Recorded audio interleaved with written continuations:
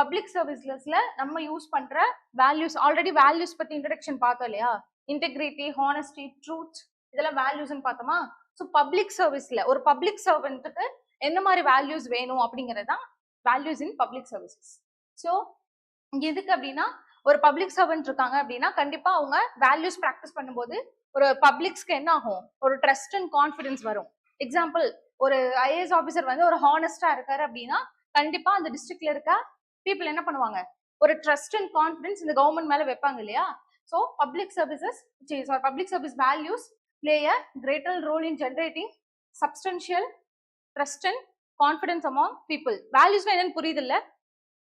Already ஒரு கிளாஸே எடுத்தோம் வேல்யூஸ்க்காக, இதுக்கப்புறம் டீடைலா பார்ப்போம்.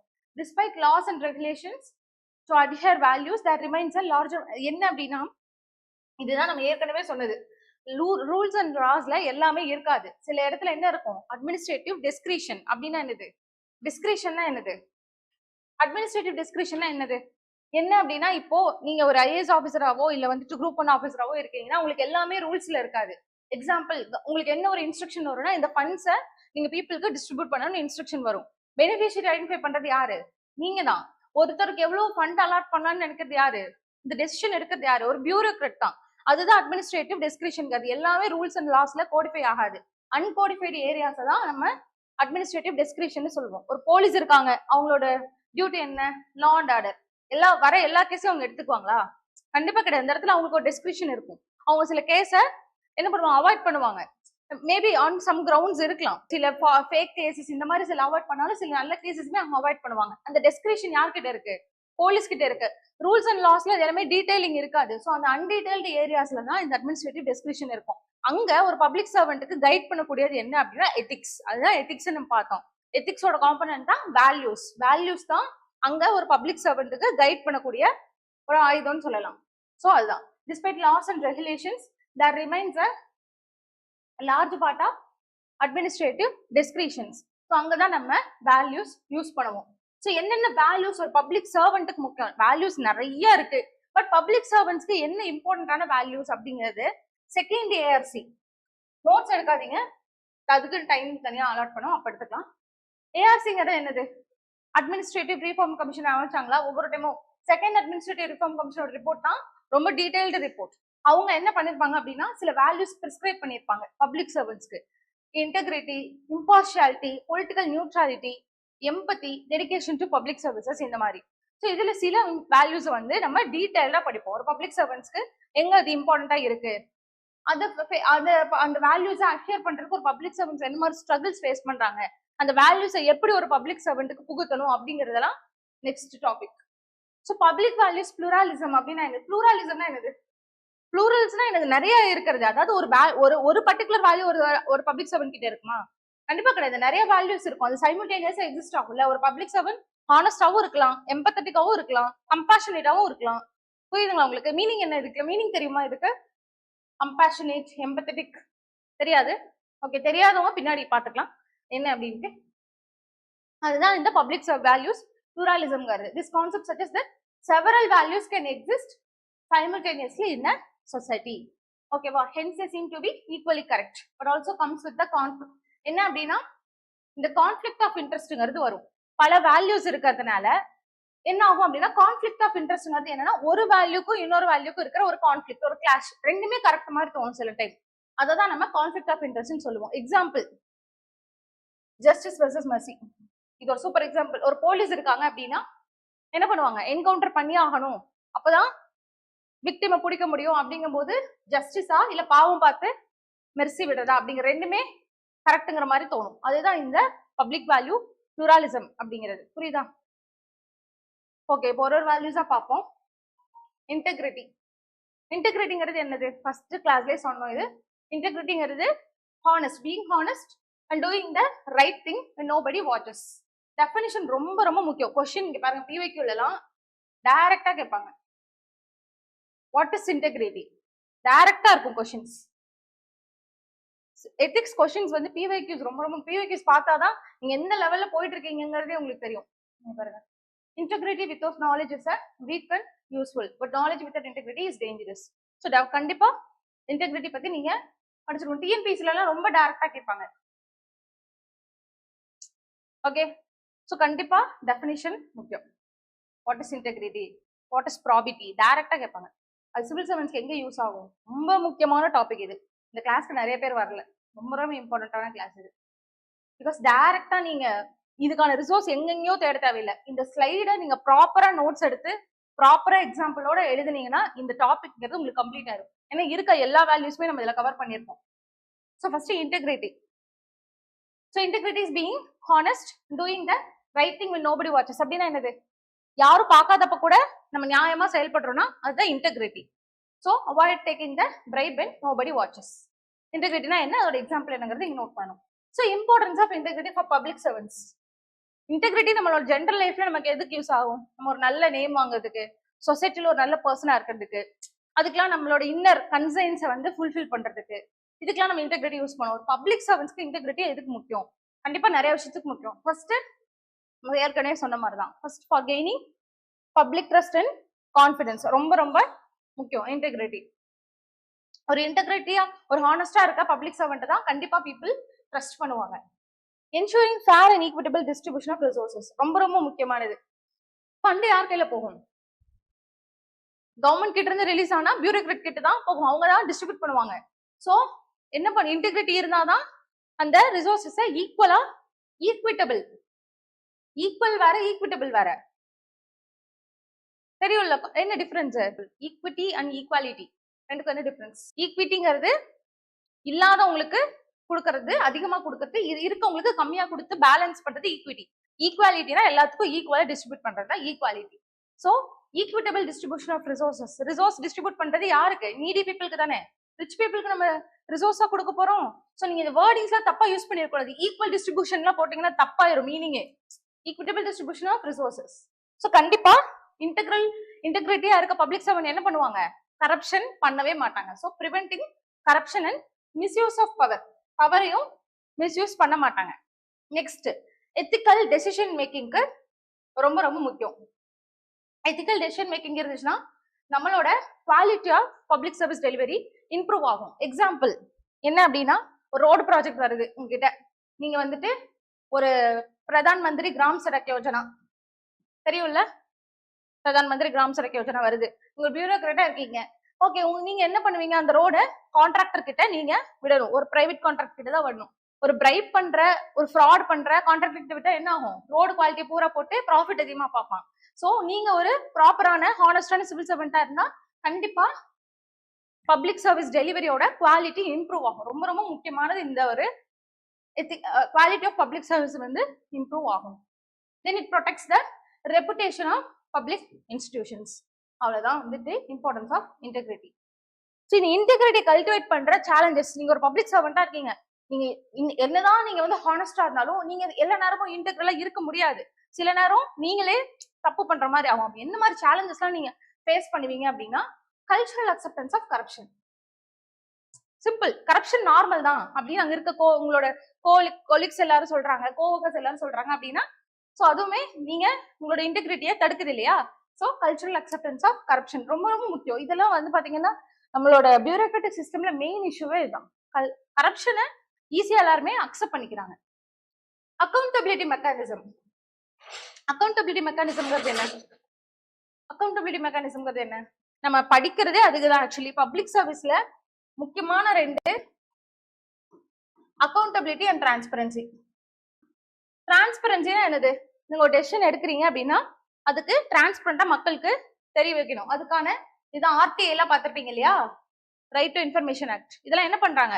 எல்லா டெசிஷன்ஸையும் டிரான்ஸ்பரண்டா கொண்டு வராங்க. ஆன்லைன்ல நிறைய போர்ட்டல்ஸ் இருக்கு, online reporting mechanism, data disclosure mechanism, இதெல்லாமே டிரான்ஸ்பரன்சியை கொண்டு வருது. இப்போ டெசிஷன் எடுத்தோம்னா பிஐபிஸ் எல்லாம் ரிலீஸ் பண்றாங்க இல்லையா கவர்மெண்ட், இந்த டெசிஷன் எடுத்திருக்கோம், அது டிரான்ஸ்பரன்சி. அக்கௌண்டபிலிட்டிங்கிறது என்னது? பீப்புளுக்கு அக்கௌண்டபிளா இருக்காது. இதுக்குதான் என்ன இருக்குது? ஆன்டி கரப்ஷன் பாடிஸ் இருக்கா? ஆன்டி கரப்ஷன் பாடிஸ் என்னது? சிவிசி, சிபிஐ இதெல்லாம் இருக்கு இல்லையா? இதெல்லாம் என்ன பண்ணுது? அக்கௌண்டபிலிட்டியை இன்க்ரீஸ் பண்ணுது. ஆடிட்டிங் பண்ணா இம்ப்ரூவ் ஆகுமா ஆகாதா? இதெல்லாமே accountability mechanism. So accountability mechanism இந்தியால எப்படி இருக்கு? ரொம்ப புவரா இருக்கு. சிவிசி எல்லாம் பாத்தீங்கன்னா எவ்வளவு கேஸ் டீல் பண்றாங்க ஒரு வருஷத்துக்கு. லோக்காயுக்தாவோட ரோல்லாம் எங்க ரொம்ப ரொம்ப கம்மியா இருக்கு. எவ்வளவு கரப்ட் பியூரோக்ராட்ஸ் வந்துட்டு அக்கௌண்டபிலிட்டி கொண்டு வந்திருக்காங்க சொல்லுங்க. எவ்வளவு கரப்ட் பியூரோக்ராட்ஸ் வந்து இப்போ வரையும் எல்லாரும் ஃபங்க்ஷன்ல தான் இருக்காங்க. அக்கௌண்டபிலிட்டி மெக்கானிசம் இந்தியால ரொம்ப ரொம்ப பூவர். நிறைய இஷ்யூஸ் இருக்கு. சிவிசி எல்லாம் பாத்தீங்கன்னா நிறைய ஸ்டாஃப் மெம்பரே ஃபில் பண்ணல. அங்க பாத்தீங்கன்னா நிறைய பொலிட்டிக்கல் இன்ஃபுளுன்ஸ் இருக்கும். அங்க போடுற சிவிசில போடுற மெம்பர்ஸ் எல்லாமே பொலிட்டிக்கல் பார்ட்டிஸ்க்கு அலைடா இருக்கவங்கள போடுவாங்க. ஆப்வியஸா அக்கௌண்டன்ட் மெக்கானிசம் இந்தியால ரொம்ப ரொம்ப கம்மி. எந்த கொஸ்டின் கேட்டாலும் பப்ளிக் சர்வன்ஸ் ஃபேஸ் பண்ற மெயின் பிரச்சனை இந்த அக்கௌண்டபிலிட்டியும் டிரான்ஸ்பரன்சி தான். ரெண்டுமே இந்தியால ரொம்ப கம்மியா இருக்கு. வெஸ்டர்ன் நேஷன்ஸ் கம்பேர் பண்ணும்போது அங்கெல்லாம் ரொம்ப ஸ்ட்ரிக்டா இருக்கும். அதனாலதான் கரப்ஷன் அங்க கம்மியா இருக்கு. இந்த அக்கௌண்டபிலிட்டி மெக்கானிசம் ரொம்ப ரொம்ப கம்மி ஃபார் பெனலைசிங் அன்எத்திக்கல் ஸ்டாண்டர்ட்ஸ்க்கு. புரியுதுங்களா உங்களுக்கு? இன்ஃபேக்ட் லாஸே பியூரோக்ராட்ஸ் ப்ரொடெக்ட் பண்ணுது. ஹையர் லெவல் ஆஃபீஸர்ஸை ப்ராசிக்யூட் பண்ணணும்னா கவர்மெண்ட் கிட்ட பெர்மிஷன் வாங்கணும். உங்களுக்கு அந்த ரூல்ஸ் தெரியுமா? தெரியாது. ஓகே, ஹையர் லெவல் ஆஃபீஸர்ஸ் இருக்காங்க இல்லையா, செக்ரட்டரிஸ் இந்த மாதிரி, அவங்கள வந்து ப்ராசிக்யூட் அவங்க மேல நீங்க கரப்ஷன் வழக்கு பதியணும் அப்படின்னா உங்களுக்கு கவர்மெண்டோட, சென்ட்ரல் கவர்மெண்டா இருந்தாலும் சரி ஸ்டேட் கவர்மெண்டா சரி, கவர்மெண்டோட பெர்மிஷன் வேணும். இல்லாம நீங்க வழக்கு போட முடியாது. ப்ராசிக்யூஷன் அதான். ஓகேவா? ப்ராசிக்யூட் பண்ண முடியாது. அந்த அளவுக்கு லாவே பியூரோக்ராட்ஸை ப்ரொடெக்ட் பண்ணுது. பொலிட்டிக்கல் இன்டர்ஃபரன்ஸ் ஆப்வியஸா இது ஒரு மெயின் ரீசன். நீங்க ரொம்ப ஹானஸ்டா இருந்தாலும் பொலிட்டிக்கல் ப்ரெஷர் இருக்கும்போது நீங்க சில இடத்துல டிஸ்ஹானஸ்டா நடக்க வேண்டிய சுச்சுவேஷன்ஸ் கிரியேட் ஆகலாம். So political interference it causes biases in decision making. Next, lack of adequate training on ethical standards. Definitely இது ஒரு important cause. integrity இல்லாம இருக்கிறதுக்கு ethical standards training ப்ராப்பரா இருக்கா நம்மளோட bureaucrat? So lack of adequate training on ethical standards. நம்ம civil சர்வன்ஸ்க்கு training கொடுக்குறாங்க இல்லையா, ஆஃப்டர் ப்ராப்பரா நீங்க கிளியர் பண்ணதுக்கு அப்புறம் கொடுக்குறாங்க. எத்திக்கல் ஸ்டாண்டர்ட்ஸ் ப்ராப்பரா கொடுக்குறாங்களா? கண்டிப்பா கிடையாது. இப்பதான் கொஞ்சம் கொஞ்சமா இம்ப்ரூவ் ஆயிட்டு இருக்கு. யூபிஎஸ்சில கூட எத்திக்ஸுக்கு தனியா GS4னு ஒரு டாபிக்கே இருக்கு. இங்கே நம்ம நிறைய எக்ஸ்போஷர் ஆகும் எத்திக்ஸுக்கு. டிஎன்பிசி ஸ்டூடெண்ட்ஸ்க்கு ரொம்ப கம்மியா தான் இருக்கு. ஆப்வியஸா உங்களோட போர்ஷனே ரொம்ப கம்மி எத்திக்ஸ்ல, உங்களோட எக்ஸ்போஷரும் கம்மியா தான் இருக்கும். So lack of adequate training on ethical standards. So இதுவுமே ஒரு இம்பார்ட்டன்ட் ரீசன் தான். பர்சனல் இன்ட்ரெஸ்ட் இதெல்லாமே அவங்களோட பர்சனல் இன்ட்ரெஸ்ட், ஒரு ரிலேட்டிவ்ஸ் இருக்காங்க அப்படின்னா அவங்களுக்கு பயாசிஸ் பண்றது, ஃபினான்ஷியல் மோட்டிவ் இருக்கிறது, the loyalty to friends and family, இதெல்லாமே it conflicts with public duty. So இதெல்லாமே சேலஞ்சஸ் டு இன்டெகிரிட்டி. ஸோ அது எப்படி ஓவர் கம் பண்ணலாம் அப்படின்னா, நீங்க பார்க்காம ஏதாவது சொல்லுங்க பார்ப்போம். இவ்வளவு சேலஞ்சஸ் இருக்கு, நீங்களே ஏதாவது ஒரு சஜஷன் சொல்லுங்க. எத்திக்ஸ்ங்கிறதே நீங்க டெய்லி லைஃப்ல இருக்கிறது எழுதுறது தான். நான் ஃபர்ஸ்ட்ல இருந்தே அதான் சொன்னேன், யோசிச்சாவே வரும். எத்திக்ஸை பொறுத்த வரையும் எதுவும் புதுசா நம்ம உருவாக்குறது இல்லை, எக்ஸிஸ்டிங்க நம்ம கம்பைல் பண்ற ஒரு இடத்துல, அதுதான் எத்திக்ஸ். ஏதாவது சொல்லுங்க, எப்படி ஓவர் கம் பண்ணலாம்? இவ்வளவு இஷ்யூஸ் இருக்கு, ஏதாவது தெரிஞ்ச சஜஷன் சொல்லுங்க. கரெக்டா இருக்கும். ஓகே, அது எப்படி பண்ணலாம்? கரெக்டா தான் நீங்க சொல்றது. பொலிட்டிக்கல் இன்டர்ஃபியரன்ஸை கண்டிப்பா நம்ம ஸ்டாப் பண்ணணும். என்ன பண்ணலாம் அதுக்கு? Yes, super. ஆக்சுவலா சூப்பர் ஆன்சரா பண்ணீங்க. கோட் ஆஃப் கண்டக்ட் யாருக்கு? பப்ளிக் சர்வன்ஸ்க்கு கொடுக்கணும், பொலிட்டிஷியன்ஸ்க்கு கொடுக்கணும். உங்களோட பவுண்டரி இது, இதை தாண்டி இந்த கோடை நீங்க வயலேட் பண்ணக்கூடாது. லாவா கொண்டு வர முடியாது. லாவா கொண்டு வந்தா என்ன ஆகும்? கேஸ் போடணும். ஒவ்வொன்றுத்துக்கு போய் கேஸ் போட ஆரம்பிச்சிடாங்க. அது என்ன ஆகும்?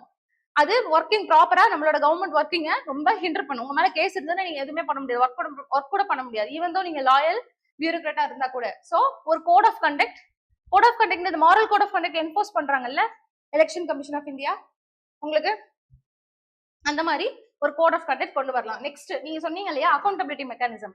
ஸோ அக்கௌண்டபிலிட்டி மெக்கானிசமை ஸ்ட்ரென்தன் பண்ணணும்.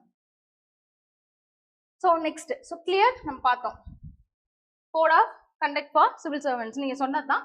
அக்கௌண்டபிலிட்டி மெக்கானிசமை ஸ்ட்ரென்தன் பண்ணணும். எப்படி பண்ணலாம்? ஸோ கண்டிப்பா விசில் ப்ளோயர் ப்ரொடெக்ஷன் கொடுக்கணுமா? இந்தியாவில் இருக்கா விசில் ப்ளோயர் ப்ரொடெக்ஷன்? விசில் ப்ளோயர்னா என்னது? அதுவும் போன கிளாஸ்ல டிஸ்கஸ் பண்ணதுதான். யாரு? கோவர்க்கர்ஸ். நீங்க ஒரு கரப்ஷன் பண்றீங்க, உங்க கூட ஒர்க் பண்ற ஒரு சிவில் சர்வன்ட் வந்து கரப்டா இருக்காரு அப்படின்னா நீங்க ஒரு கொலிகா நீங்க என்ன பண்ணலாம்? விசில் ப்ளோயரா, விசில் ப்ளோயர் ப்ரொடெக்ஷன் ஆக்ட் இருக்கு இந்தியால. விசில் ப்ளோயர் ப்ரொடெக்ஷன் ஆக்ட் 2014 உங்களோட ஐடென்டிட்டியை ப்ரொடெக்ட் பண்ணும். பட் அது ஸ்ட்ராங்கா இருக்கா? கண்டிப்பா கிடையாது. நம்மளோட விசில் ப்ளோயர் ப்ரொடெக்ஷன் ரொம்ப ரொம்ப ரொம்ப வீக். வெஸ்டர்ன் கண்ட்ரிஸை பொறுத்தவரை நம்மளோட ஐடென்டிட்டி, நிறைய விசில் ப்ளோயர் ப்ரொடெக்ஷன் பண்ணவங்க ஐஏஎஸ் ஆஃபீஸர், ஐபிஎஸ் ஆஃபீஸர்ஸ்லாம் கொலை செய்யப்பட்டிருக்காங்க. ஆர்டி எக்ஸ்போஷர் பண்ணவங்களாம் எத்தனை பேர் கொலை பண்ணிருக்காங்க சொல்லுங்க. அவ்வளவு ஒஸ்டா இருக்கு நம்மளோட accountability mechanism. Whistle blower protection ரொம்ப ரொம்ப வீக். பெரிய பெரிய ஹையர் லெவல் கரப்ஷனை உள்ள இருக்கிறவங்க சொல்றதுக்கே பயப்படுவாங்க. நீங்க உள்ள போனாதான் அதோட நேச்சர் என்னங்கிறது தெரியும். So independent anti corruption body CBC என்னது இண்டிபெண்டா? சிபிசி சிபிஐ எல்லாம் ஸ்டில் சென்ட்ரல் கவர்மெண்ட் கண்ட்ரோல்ல இருக்கு. இண்டிபெண்டா இருக்கா? லோக்பால் கொண்டு வந்தாங்க. லோக்பாலோட ஃபங்க்ஷனிங் எப்படி இருக்கு? Very very poor. Lok Ayukta நிறைய ஸ்டேட்ல இல்ல. தமிழ்நாட்டுல இருக்கா லோக் ஆயுக்தா? இல்ல, ஒன்னு என்போர்ஸ் பண்ணல. So independent anti corruption body கண்டிப்பா கொண்டு வரணும். நெக்ஸ்ட் மாடலிங் எத்திக்கல் பிஹேவியர் அப்படின்னா என்னன்னா, டாப் லீடர்ஷிப் இருக்கவங்க ஒரு எத்திக்கல் ஸ்டாண்டர்ட் ஃபாலோ பண்ணாங்கன்னா ஆப்வியஸா கீழே இருக்கவங்களுக்கு அது மோட்டிவேட் ஆகும். இதுக்கு முன்னாடி நம்மளோட எலெக்ஷன் கமிஷன் ஆஃப் இந்தியால ஒரு சேர்மேன் இருந்தார். அவர் நேம் என்னன்னு நான் மறந்துட்டேன். அவர் பாத்தீங்கன்னா ரொம்ப ஸ்ட்ரிக்டா இருந்தாரு. இந்த ஸ்டேட்ஸ் கவர்மெண்ட்ஸோட எந்த ப்ரெஷருக்குமே அவர் அவாய்ட் பண்ணல. நான் ஹானஸ்டா தான் இருப்பேன் அப்படின்னு பண்ணும்போது எலெக்ஷன்ஸ் வந்து ரொம்ப டிரான்ஸ்பரண்டா நடந்தது. ஸோ டாப் லீடர்ல இருக்கவங்க மாடலிங் கரெக்டா எத்திக்கல் பண்ணாங்கன்னா என்ன ஆகும்? எத்திக்கல் பிஹேவியர் ப்ராக்டிஸ் பண்ணாங்கன்னா கீழே இருக்கவங்களுக்கும் it will benefit. Then recognising and rewarding employees who demonstrate integrity. எப்படி மற்றதுக்குலாம் அவார்ட்ஸ்லாம் இருக்கும், அந்த மாதிரி ஒரு ஹானஸ்ட் பியூரோக்ராட்ஸா இருக்காங்கன்னா அவங்களுக்கு அட்லீஸ்ட் ஒரு மெரிட்டோரியஸ் அவார்டோ சர்டிபிகேட் ஆஃப் இன்டெகிரிட்டியோ ஏதோ ஒன்று கொடுத்தாங்கன்னா it will motivate integrity. First நம்ம பண்ண வேண்டியது என்னது? அக்கௌண்டபிலிட்டி ஸ்ட்ரென்தன் பண்ணணும். கிளியர் கோட் ஆஃப் கண்டக்ட் கண்டிப்பா வேணும். தென் ட்ரைனிங் ஆன் எத்திக்கல் கண்டக்ட்ஸும் முக்கியம். ஒர்க் ஷாப் செஷன்ஸ்லாம் வச்சாங்க அப்படின்னா நிறைய அதாவது நம்மளோட இதுக்கு முன்னாடி ஆல்ரெடி பர்ஃபார்ம் பண்ண சில பியூரோக்ராட்ஸோட டீடைல்ஸ், அவங்க என்ன மாதிரி ஆக்டிவிட்டிஸ்லாம் பண்ணாங்க, அவங்க என்ன மாதிரி சேலஞ்சஸ் வந்து எப்படி ஓவர் கம் பண்ணி வந்தாங்க, அதெல்லாம் நமக்கு கிளாஸா டீச் பண்ணாங்க அப்படின்னா it will help in building integrity. ஓகேவா? நோட் பண்ணிக்கோங்க. இதுல இருந்து நோட் பண்ணுங்க. ஸோ இன்டெகிரிட்டினா என்ன, அதோட மெஷர்ஸ் டு ஓவர் கம் எல்லாமே முக்கியம். எத்திக்ஸை மட்டும் நீங்க ஸ்டோரி மாதிரி அண்டர்ஸ்டாண்ட் பண்ணுங்க. மற்ற சப்ஜெக்ட் மாதிரி மக்கப் பண்ணணும்னு நினைக்காதீங்க. எத்திக்ஸ் வந்து ரொம்ப டிஃப்ரெண்ட், ரொம்ப இம்பார்ட்டன்ட் டாபிக் இது. Values in public services. எத்திக்ஸ்ல இந்த டாபிக் இல்லாம கொஸ்டின்ஸ் வரவே வராது. இந்த டாபிக் நீங்க அண்டர்ஸ்டாண்ட் பண்ணி புரிஞ்சு படிச்சிட்டீங்கன்னா எத்திக்ஸ் ஆன்சர் பண்ணிடலாம். ரொம்ப ரொம்ப இம்பார்ட்டன்ட் கிளாஸ் இது. மெயின்ஸ் தான். ப்ரிலிம்ஸுக்கு உங்களுக்கு எத்திக்ஸ்க்கு சம்மந்தமே இல்லை, மெயின்ஸுக்கு தான். Okay, next impartiality. ஸோ இம்பார்ஷியாலிட்டிங்கிறது கண்டிப்பா பப்ளிக் சர்வன்ஸ்க்கு ரொம்ப ரொம்ப முக்கியம். எதனால? இம்பார்ஷியாலிட்டினா என்னது? பார்க்காம சொல்லுங்க. இம்பார்ஷியாலிட்டினா என்ன?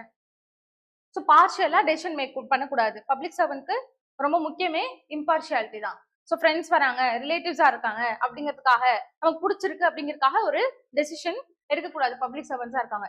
இம்பார்ஷியாலிட்டி பொறுத்தவரை பப்ளிக் சர்வன்ஸை பொறுத்தவரை ரெண்டு ஆஸ்பெக்ட்ஸ்ல நம்ம இந்த இம்பார்ஷியாலிட்டியை பார்க்கலாம். ஃபர்ஸ்ட் ஒன் நம்ம சொன்ன மாதிரி தான், refrain from biases and decide cases on basis of merit.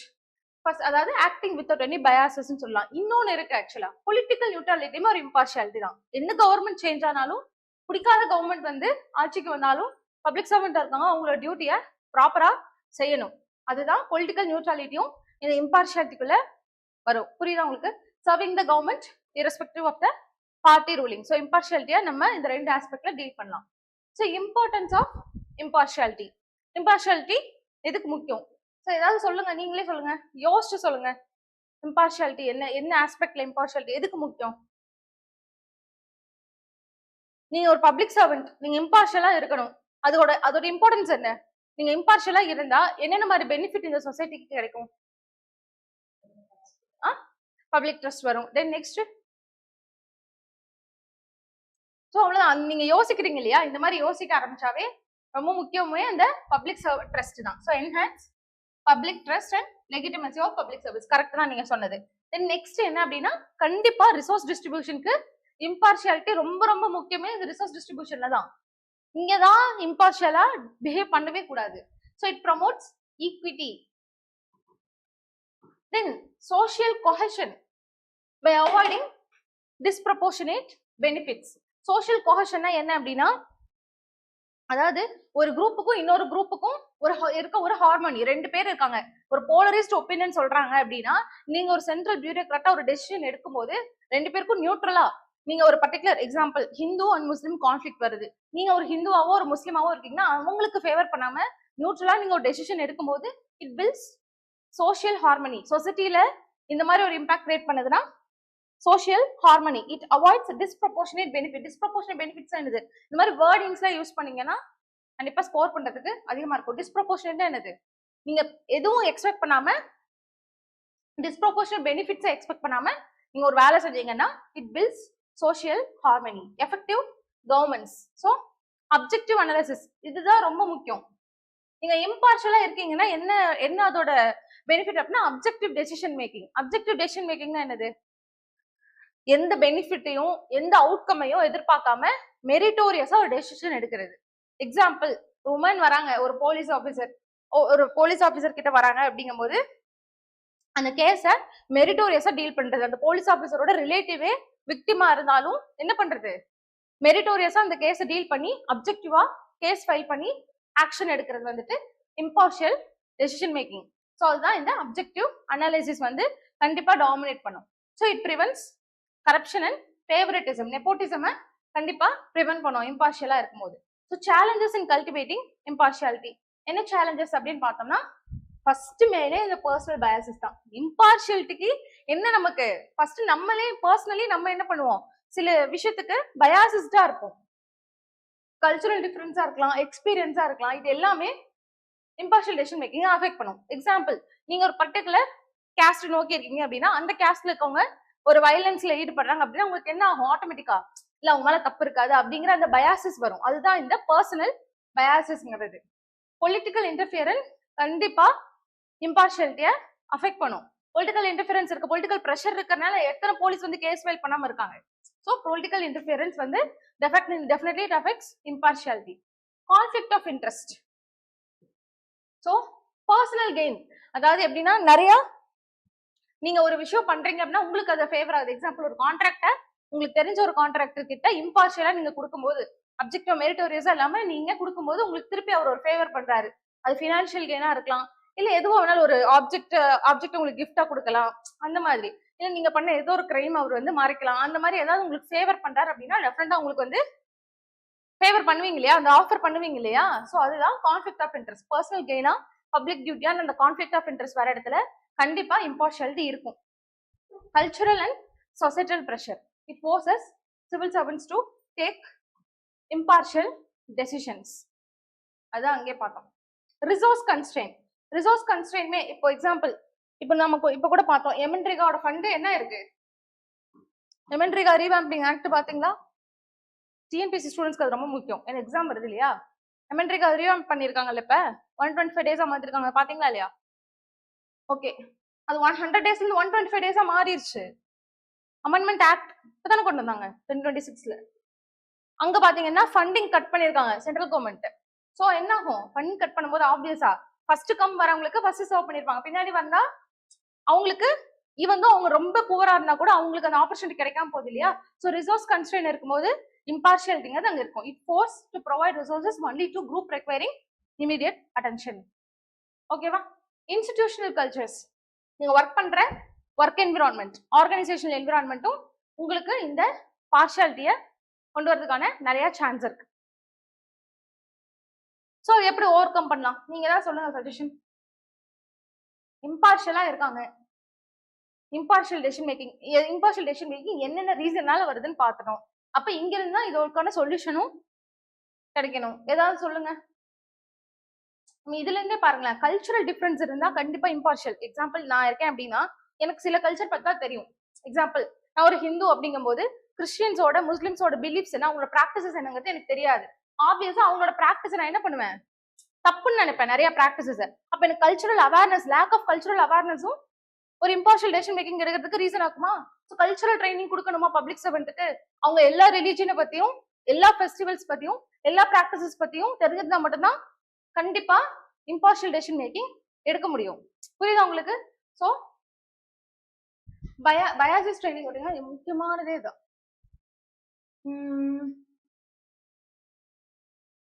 Okay, பயாசிஸ் ட்ரைனிங்ல இது வந்துடும். பயாசிஸ் ட்ரைனிங்கும் இருக்கு, இல்ல நம்ம கல்ச்சுரல் அவேர்னஸ் சொல்லலாம். அந்த பாயிண்ட்டும் இதை ஆட் பண்ணிக்கலாம். கல்ச்சுரல் அவேர்னஸ்க்கு எக்ஸ்போஷர் பண்றது, எத்திக்கல் ட்ரைனிங் கொடுக்கறது. தென் பயாசிஸ் ட்ரைனிங்கிறது என்ன அப்படின்னா சேம் அதே தான்.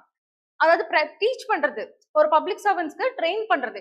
நீங்க இந்த மாதிரி பயாசிஸ்க்கு எக்ஸ்போஷர் ஆவீங்க, நீங்க இந்த ஜாப் போறீங்க, பப்ளிக் சர்வன்ட்ஸ்ல நிறைய டொமைன்ஸ் இருக்கு இல்லையா, டாக்ஸ் டிபார்ட்மெண்ட் இருக்கு, தென் ஜஸ்டிஸ் டிபார்ட்மெண்ட் இருக்கு, லா டிபார்ட்மெண்ட் இருக்கு, எக்கச்சக்கமா இருக்கு. நீங்க ஒரு டிபார்ட்மெண்ட்ல போறீங்கன்னா அந்த டிபார்ட்மெண்ட்ல என்னென்ன பயாசஸ் வர்றதுக்கு ப்ராபபிலிட்டி இருக்குங்கிற அந்த பயாசஸ் உங்களுக்கு எக்ஸ்போஷர் பண்ணும்போது என்ன ஆகும், ஆப்வியஸா நீங்க அந்த இம்பார்ஷியாலிட்டி கம்மியாகும். எக்ஸாம்பிள் சொல்லுங்க. எக்ஸாம்பிள் வந்து பாத்தீங்கன்னா, இப்ப எக்ஸாம்பிள் நீங்க ஒரு போலீஸாவே ஆக போறீங்க அப்படின்னா உங்களுக்கு அந்த இடத்துல ப்ராப்பர் பயாசஸ் ட்ரைனிங் கொடுக்குறாங்கன்னு வச்சுக்கோங்க. இந்த மாதிரி இஷ்யூஸ்லாம் வரும். ஸோ நீடி பீப்புள்ஸ் இப்படிதான் ரெகக்னைஸ் பண்ணணும். இந்த இடத்துல நீங்க பயாசஸா ரியாக்ட் பண்ணணும். ஜஸ்ட் பிகாஸ் அவங்க ட்ரைபா இருக்கிறதுனால அவங்க ஒரு கிரைம் பண்ணிருக்காங்கிற அந்த பயாசஸை நீங்க எக்ஸ்போஷர் ஆகிட்டீங்க அப்படின்னா என்ன ஆகும், இம்பார்ஷியல் டெசிஷன் மேக்கிங் கம்மியாகும் இல்லையா. அதான் இந்த biases training. Clear code of conduct எதுக்கு, பொலிட்டிக்கல் இன்டர்ஃபியரன்ஸ் அவாய்ட் பண்றதுக்கு. ஓகேவா. தென் பப்ளிக் சர்வன்ஸ்க்கு கிளியர் கோட் ஆஃப் கண்டக்ட் கொடுத்தாங்க அப்படின்னா இம்பார்ஷியல் டெசிஷன் மேக்கிங்க அவாய்ட் பண்ணலாம். Then public access to information, இது என்னது, டிரான்ஸ்பரன்சி. டிரான்ஸ்பரன்சி கண்டிப்பா இம்பார்ஷியல் டெசிஷன் மேக்கிங் ஸ்டாப் பண்ணும். எப்படி சொல்லுங்க, பார்க்காம சொல்லுங்க. டிரான்ஸ்பரன்சி ஏதாவது உங்களோட ரியல் லைஃப்ல நீங்க பார்த்திருப்பீங்க. ஆக்சுவலா நீங்க படிக்கிறது மட்டும் பத்தாது. பியூரோக்ரசி பொறுத்த வரையும் குரூப் 1 இருந்தாலும் சரி, யூபிஎஸ்சியா இருந்தாலும் சரி, நீங்க நாலேஜ் வந்து பிராக்டிக்கலா லேர்ன் பண்ணணும். அதுதான் ரொம்ப ரொம்ப இம்பார்ட்டன்ட். எக்ஸாம்பிள், உங்க பஞ்சாயத்து இருக்கு, லோக்கல் பஞ்சாயத்து. நீங்க எவ்வளவு பேர் வில்லேஜ்ல இருந்து வரீங்க, யாருமே இல்லையோ வில்லேஜ், நீங்க அப்ப உங்களுக்கு தெரிஞ்சிருக்கும். நீங்க லோக்கல் பஞ்சாயத்துல இருக்கீங்க, கிராம சபால உங்களுக்கு எல்லாருக்கும் ஈக்குவலா டிஸ்ட்ரிபியூட் ஆகுதா ரிசோர்ஸ்? கண்டிப்பா கிடையாது, சில பேருக்கு தான் போகும். சோ அதுக்கான ப்ராப்பர் டேட்டாவை நீங்க அக்கௌண்டபிலிட்டி, அவங்க அந்த பஞ்சாயத்து தலைவர் நீங்க எப்படி அக்கௌண்டபிள் ஆக்கணும், சோ அவங்களோட டெசிஷனை நீங்க ஆடிட் பண்ணணும். அதுக்குதான் சோஷியல் ஆடிட். சோஷியல் ஆடிட் பத்தி கேள்விப்பட்டிருக்கீங்களா? சோஷியல் ஆடிட் பத்தி யாராவது கேள்விப்பட்டிருக்கீங்களா? சோஷியல் ஆடிட்டிங்கிறது என்னது, ஆடிட்ங்கிறது என்னது, நீங்க சிஏஸ் இருப்பாங்க, அவங்க எல்லாம் என்ன பண்ணுவாங்க, கவர்மெண்டோட டேட்டாவை ஆடிட் பண்ணுவாங்க. சிஏஜி இருக்கிறாருன்னா அவரு பப்ளிக் ரிசோர்ஸ் ஆடிட் பண்றாரு. அதே மாதிரி சோஷியல் ஆடிட் மக்கள் ஆடிட் பண்றது. நீங்க கிராம சபால ஒரு மெம்பர், சோ நீங்க பஞ்சாயத்து தலைவரோட டெசிஷன்ஸை அவர் எடுத்து பேட்டர்ன் ஐடென்டிஃபை பண்ணிருப்பாரு. பெனிஃபிஷியரி இவங்களுக்கு எல்லாம் இந்த ஸ்கீம் நாங்க கொடுக்குறோம், இவ்வளவு ரூபாய் கொடுக்குறோம், அந்த டேட்டாவை நீங்க கலெக்ட் பண்றது, நீங்க அதை ஆடிட் பண்றது, அதோட ஃபீட்பேக்கை நீங்க சப்மிட் பண்றது. சோ இதை சோஷியல் ஆடிட்டிங் இப்ப இன்ஸ்டிடியூஷன்ஸ் பண்ணிட்டு வராங்க ஒவ்வொரு ஸ்டேட்லயும். ஆந்திராலாம் பாத்தீங்கன்னா சோஷியல் ஆடிட்டிங்க ப்ராப்பரா இன்ஸ்டிடியூஷனலைஸ் பண்ணிட்டாங்க. சோஷியல் ஆடிட் சட்டப்படியே இருக்கு. எம்என்ரேகால வர ஃபண்ட்ஸை சோஷியல் ஆடிட் பண்ணி ஆகணும்.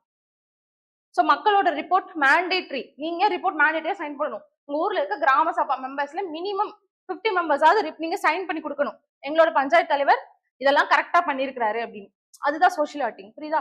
சோஷியல் ஆடிட்டிங் இருக்கும்போது சோஷியல் ஆடிட்டிங் தான் இந்த பப்ளிக் ஆக்சஸ் டு இன்ஃபர்மேஷன். இது என்ன பண்ணும், இம்பார்ஷியல் டெசிஷன் மேக்கிங் கம்மி பண்ணுமா, இஷ்டத்துக்கு கொடுக்க முடியாது இல்லையா பெனிஃபிஷியரிய.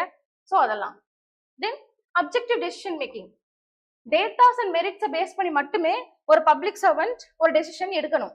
சப்ஜெக்டிவ்க்கும் அப்ஜெக்டிவ்க்கும் என்ன வித்தியாசம்? சப்ஜெக்டிவ்ங்கிறது நீங்க இஷ்டப்படி என்ன டெசிஷன் வேணாலும் எடுக்கலாம். அப்ஜெக்டிவ்ங்கிறது அப்படி கிடையாது, ப்ராப்பர் டேட்டா. எக்ஸாம்பிள், ஒரு ரெயின்ஃபால் ட்ரவுட் மேனேஜ்மெண்ட் ஸ்கீம் கொடுக்குறாங்க, ஃபண்ட் அலோகேட் பண்ற அத்தாரிட்டி உங்களுக்கு இருக்கு அப்படின்னா நீங்க ப்ராப்பரா ரெயின்ஃபால் டேட்டாவை கலெக்ட் பண்ணணும்.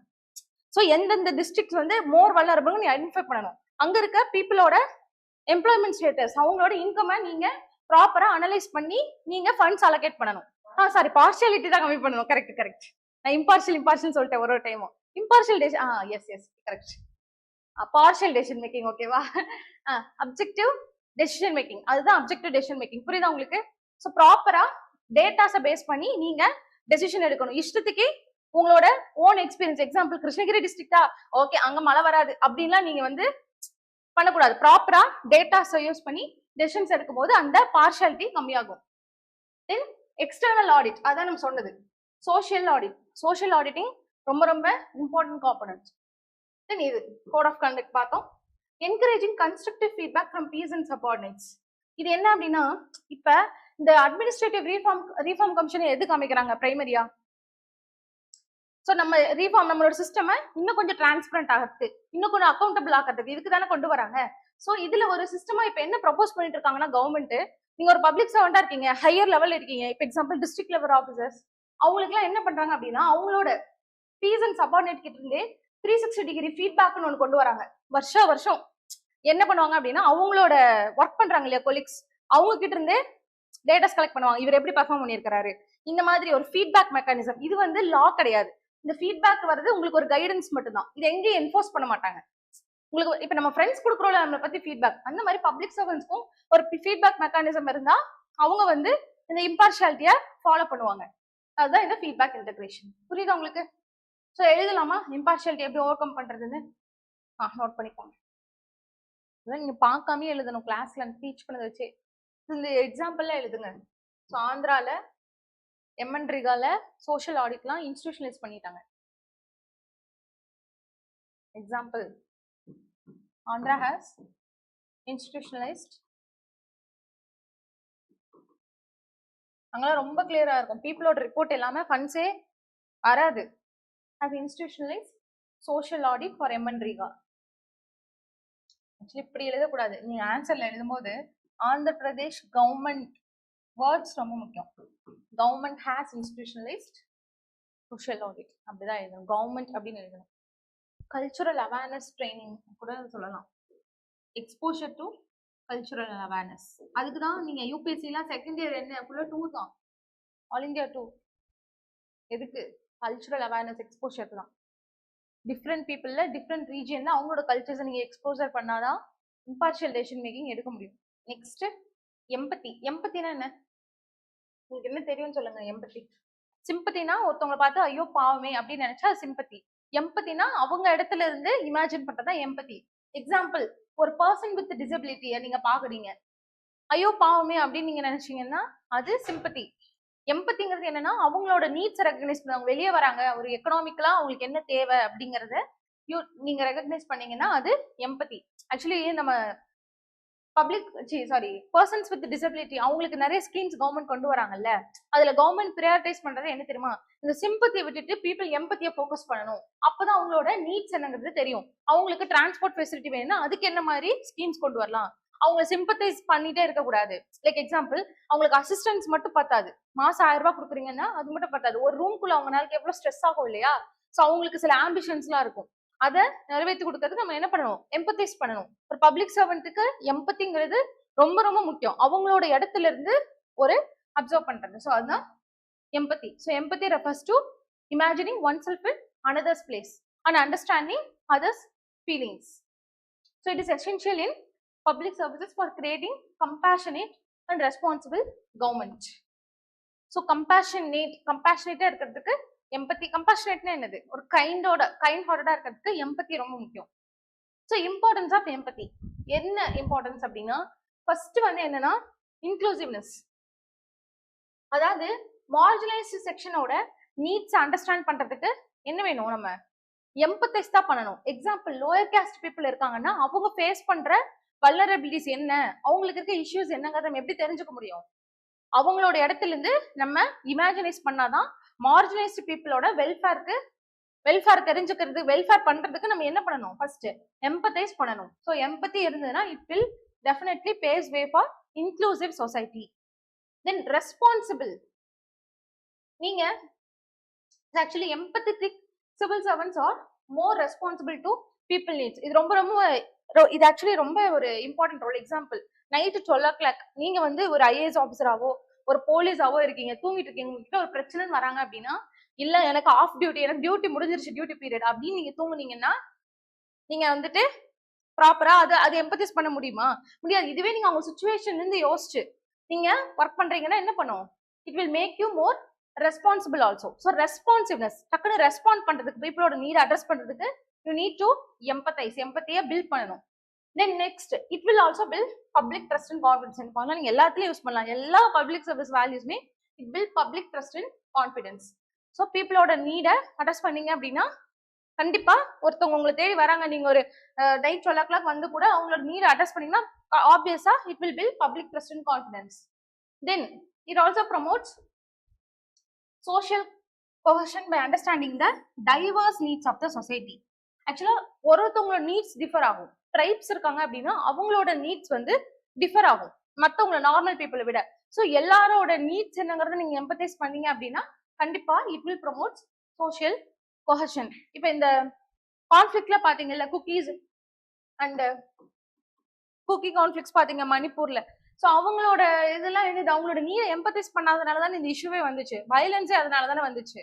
ஸோ மெய்டீஸ் அண்ட் குக்கீஸோட இதுக்கெல்லாம் பாத்தீங்கன்னா ப்ராப்பர் எம்பத்தி இருந்ததுன்னா டெஃபினட்டா அந்த கவர்மெண்ட் கிட்ட it will pave way for social cohesion. It reduce conflicts and promotes peaceful coexistence. அது அதுக்கு அதான் எக்ஸாம்பிளோட எழுதணும். எதுவுமே இது மொட்டையை கொடுத்துருக்கிற ரீசன் எக்ஸாம்பிள் சொல்லிக்கலாம் தான். பட் நீங்க எழுதும் போது எக்ஸாம்பிள் இல்லாம இப்படி மொட்டையா எழுதுனீங்கன்னா மார்க் வராது. நீ எப்படி ஓகே இப்ப நீங்க சொல்றீங்கன்னு வச்சுக்கோங்க, it reduce conflicts and promotes peaceful coexistence நீங்க எழுதுறீங்க. கரெக்ட் பண்றவங்க அவங்களே எடுத்துக்குவாங்களா எக்ஸாம்பிள்? நீங்க எக்ஸாம்பிளோட ப்ரெசென்ட் பண்ணும்போது தான் ஓகே நீங்க ப்ரூவ் பண்ணணும் எத்திக்ஸ் எப்பவுமே உங்களோட பாயிண்ட்ஸ். ஸோ சேலஞ்சஸ் இன் ப்ராக்டிசிங் எம்பத்தி. ஆக்சுவலி இந்த எம்பத்தி ஃபேட்டிக்னு ஒன்று சொல்லுவாங்க.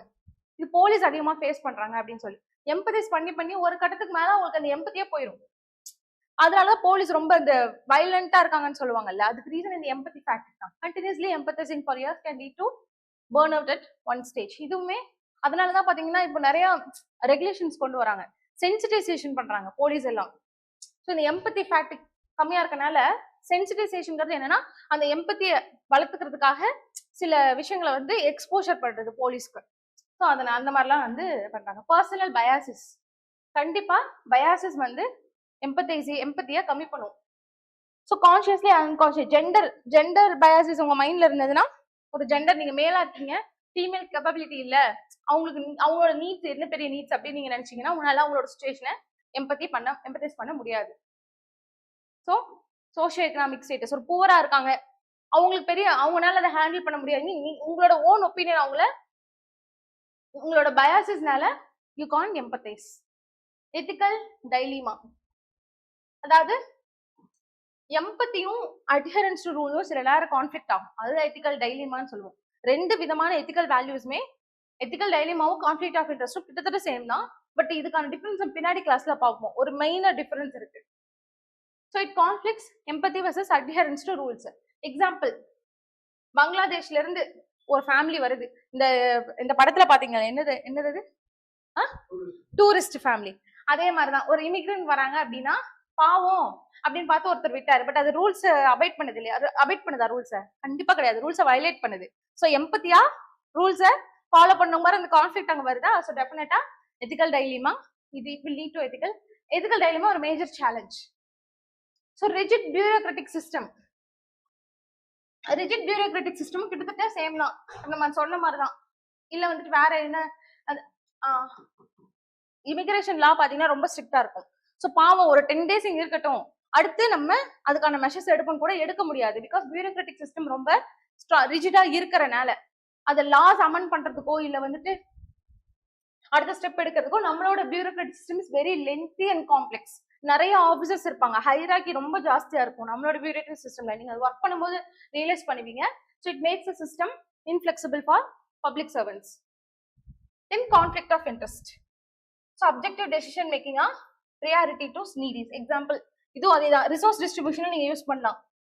ஸோ இவ்வளவுதான் ரிசோர்ஸ் இருக்கு அப்படிங்கும் போது நீங்க அப்ஜெக்டிவா டெசிஷன் எடுப்பீங்களா இல்ல நீடிக்கு ப்ரியாரிட்டைஸ் பண்ணுவீங்களா அப்படிங்கிற கான்ஃபிளிக்ட் வரும். டெஃபினிஷன் மட்டும் எழுதுங்க, இந்த மெஷர்ஸ் டு ஓவர்கம் பார்த்துடலாம். டெஃபினிஷன் ரொம்ப ரொம்ப இம்பார்ட்டன்ட்.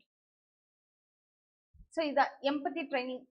இதான் நம்ம சொன்னோம்ல, சென்சிட்டைசேஷன் போலீஸ்க்குலாம் இப்போ அதுதான் பண்ணிட்டு இருக்காங்க. So workshop, seminar, demonstration மூலியமா. So active listening skills. Actually இது எப்படின்னா, அது செல்வத்துள் செல்வம் செவி செல்வம் அந்த திருவள்ளுவர் சொல்லியிருப்பாரு. அந்த மாதிரி ஆக்சுவலி எம்பத்திக்கு முக்கியமே அந்த லிசனிங் ஸ்கில்ஸ் தான். அவங்க சொல்றத ப்ராப்பரா அண்டர்ஸ்டாண்ட் பண்ணிக்கக்கூடிய ஒரு இது. So active listening skill should be built for public servants. Role modelling effect. எம்பத்தியை எப்படி நிறைய பேர் எம்பத்தியை ப்ரியாரிட்டைஸ் பண்ணி சொசைட்டி வெல்ஃபேர்க்காக நிறைய பப்ளிக் சர்வன்ட்ஸ் பண்ணியிருக்காங்க. ஸோ அதெல்லாம் உங்களுக்கு ரோல் மாடலா ஆக்ட் பண்ணலாம். Recognising and rewarding for empathetic behaviour. So strength training on emotional intelligence, இதான் நம்ம அடுத்து பார்க்க போறோம். எமோஷனல் இன்டெலிஜென்ஸ் ஸ்ட்ராங்கா இருந்தால் ஓவர் எம்பத்தைஸ் பண்ணீங்கன்னா என்ன ஆயிரும், நீங்க சில நேரம் ரூல்ஸை பிரேக் பண்ற மாதிரி ஆயிரும். எக்ஸாம்பிள் இந்த டூரிஸ்ட் ஃபேமிலி படம் தான். ஸோ அது கண்டிப்பா ரூல்ஸை பிரேக் பண்ணுது இல்லையா? ஸோ எமோஷனல் இன்டெலிஜென்ஸ் ட்ரைனிங் அதுக்கு தான் வேணும். எதுக்குன்னா to balance empathy and public duty. So இது அடுத்த டாபிக் தான், இதுதான் எமோஷனல் இன்டெலிஜென்ஸ் தான் நம்ம பார்ப்போம். ஸோ டாலரன்ஸ் வந்து எனக்கு இது sir fair and permissive attitude towards others. Tolerance ரொம்ப முக்கியம் பப்ளிக் சர்வன்ட்ஸ்க்கு.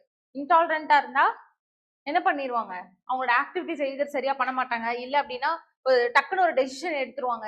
இந்த மாதிரி நிறைய பார்த்து நம்மளே எவ்வளவு இன்டாலரண்ட் பப்ளிக் சர்வன்ட்ஸை பார்த்துருக்கோம் இல்லையா, டக்குன்னு கத்துவாங்க பீப்புள் மேல. So tolerance is very important public சர்வன்ட்ஸ்க்கு. So it involves mutual respect for others opinion, beliefs, practices எல்லாத்துக்குமே. ஸோ அதுதான் டாலரன்ஸ்ங்கிறது. நம்ம சொன்ன மாதிரி தான் ஆக்சுவலா ஆல்ரெடி சொன்னோம் இல்லையா, இந்த ஹிந்து முஸ்லிம் கான்ஃபிளிக் பத்தி கூட சொல்லியிருந்தோம். ஸோ நிறைய இந்த கம்யூனல் கிளாஷுக்கு எல்லாமே இன்டாலரன்ஸ் ஒரு முக்கிய ரீசன். ப்ராப்பரா அந்த நியூட்ரலைஸ் பண்றவங்களுக்கு அந்த இன்டாலரன்ட் பிஹேவியர் இருக்காது. அதாவது எப்படின்னா, சாரி, இன்டாலரன்ட் பிஹேவியர் இருக்கும்.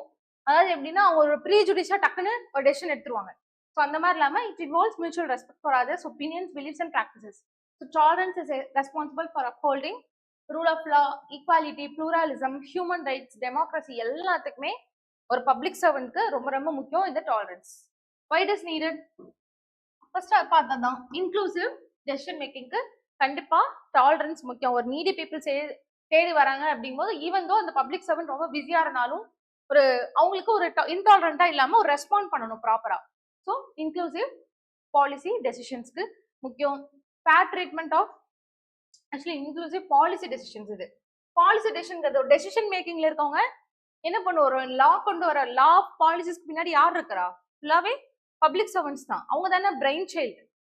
ஸோ இப்போ எக்ஸாம்பிள் ஒரு பாலிசி கொண்டு வராங்க. இப்போ ரீசெண்டா நீங்க அந்த அலிகார் யூனிவர்சிட்டி இஷ்யூ கூட பார்த்துருப்பீங்க. பாத்தீங்களா? அலிகார் முஸ்லிம் யூனிவர்சிட்டி இஷ்யூ அது ஒரு மைனாரிட்டி இன்ஸ்டிடியூஷனா இல்லையா அப்படிங்கிறதுல ஒரு கான்ஃபிளிக்ட் ஆஃப் இன்ட்ரெஸ்ட் வந்துச்சு. ஸோ அது அந்த கேஸை டீல் பண்ற ஜட்ஜ் ஒரு பப்ளிக் சர்வெண்ட் தான். ஸோ அவர் என்ன பண்ணணும்? இன்க்ளூசிவா தான் he should give the judgment. So அதுதான் இந்த இன்க்ளூசிவ்னஸ்க்கு ரொம்ப முக்கியம். இந்த டாலரன்ஸ் அது எல்லா பீப்புள்ஸோட நீட்ஸ் அண்ட் பிலீவ்ஸை ரெகக்னைஸ் பண்ணணும். So fair treatment of all without any discrimination. Then constructive என்கேஜ்மெண்ட்டுக்கு டாலரன்ஸ் ரொம்ப முக்கியம். எக்ஸாம்பிள், ஒரு ஊர்ல உங்க ஊரே இருக்கு, ஒரு ரோடு ப்ராஜெக்ட் கொண்டு வராங்க. அங்க இருக்கிற வீடெல்லாம் சில வீடா எடுக்கணும். நீங்க என்ன பண்ணுவீங்க? ஒரு பப்ளிக் சர்வெண்டா அந்த இடத்துல போய் அங்க இருக்க பீப்புளை கன்வின்ஸ் பண்றது யாரு? ஒரு பப்ளிக் சர்வெண்ட் தானே இல்லையா? நீங்க டக்குன்னு போய் அதெல்லாம் முடியாது. ஒருத்தவங்க சொல்றாங்க என்னால எடுக்க முடியாது வீடை, என்னோட லேண்ட் வந்து போகும், என்னோட வாழ்வாதாரமே அதனால அஃபெக்ட் ஆகுது அப்படின்னா நீங்க போயிட்டு அதெல்லாம் முடியாது, ரோடு ப்ராஜெக்ட் நாங்க எடுக்கதா செய்வோம் அப்படின்னு சொல்ல முடியுமா? முடியாது. ஸோ அவங்க என்ன பண்ணணும்? கன்வின்ஸ் பண்ணணும். ஆப்போசிட் ஒப்பீனியன் வந்ததுன்னா டெஃபினட்டா நீங்க கன்ஸ்ட்ரக்டிவா அவங்களோட என்கேஜ் பண்ணணும். அதுதான் அந்த கன்ஸ்ட்ரக்டிவ் என்கேஜ்மெண்ட். நீங்க என்ன பண்ணணும்? You should promote open dialogue with citizens. So it will result in better outcomes. So conflict ரெசல்யூஷனுக்கு ரொம்ப ரொம்ப முக்கியமே இது இந்த டாலரன்ஸ் தான். ஒரு டீஎஸ்கலேஷன் வயலன்ஸ் வருது, இந்த குக்கி மணிப்பூர் வயலன்ஸை எடுத்துக்கோங்க. அங்க போய் அவங்களோட டாப் லீடர்ஸ் கூட நெகோஷியேட் பண்றது யாரு? பப்ளிக் சர்வன்ஸ். எல்லாத்துலயுமே பப்ளிக் சர்வன்ஸ் தான் இருப்பாங்க. பர்டிகுலர்லி யூபிஎஸ்சி ஸ்டூடெண்ட்ஸ் தான் வந்துட்டு இது அவங்கதான் majorly IAS officers, IPS officers தான். ஐஏஎஸ் ஆஃபீஸர்ஸ் மெயினா அவங்க தான் வந்துட்டு இந்த டீஎஸ்கலேஷன்லாம் போவாங்க. ஸோ டிஃப்ரெண்ட் ஒப்பீனியன் கிளாஷ் ஆகும்போது they should tolerate each other. So இந்த நாகா ட்ரைப்ஸ்லாம் பாத்தீங்கன்னா அவங்களோட டிமாண்ட்ஸ்ல உங்களுக்கு தெரியுமா? கேள்விப்பட்டிருக்கீங்களா? அதுதான் நியூஸ் படிக்கணும்னு சொல்றது. நாகா ட்ரைப்ஸ் இருக்காங்க, அவங்களுக்கு தனியா நாகாலாந்து, எங்களுக்குன்னு தனியா ஒரு நாகா கண்ட்ரியே வேணும் அப்படின்னு டிமாண்ட் பண்ணிட்டு இருக்காங்க. இல்லைன்னா நாங்க வயலன்ஸ்ல ஈடுபடுவோம். அவங்களோட டாப் லீடர் கூட என்கேஜ் பண்ணும்போது என்ன வேணும்? டெஃபினட்டா டாலரன்ஸ் முக்கியம். So conflict resolution and deescalation of டென்ஷன்ஸ்க்கு tolerance is very essential. It promote social cohesion, it strengthen democratic and constitutional values. So challenges in cultivating tolerance. Personal biases and prejudices கண்டிப்பா it creates stereotypes. நமக்கு நல்லா தெரிஞ்சதுதான்.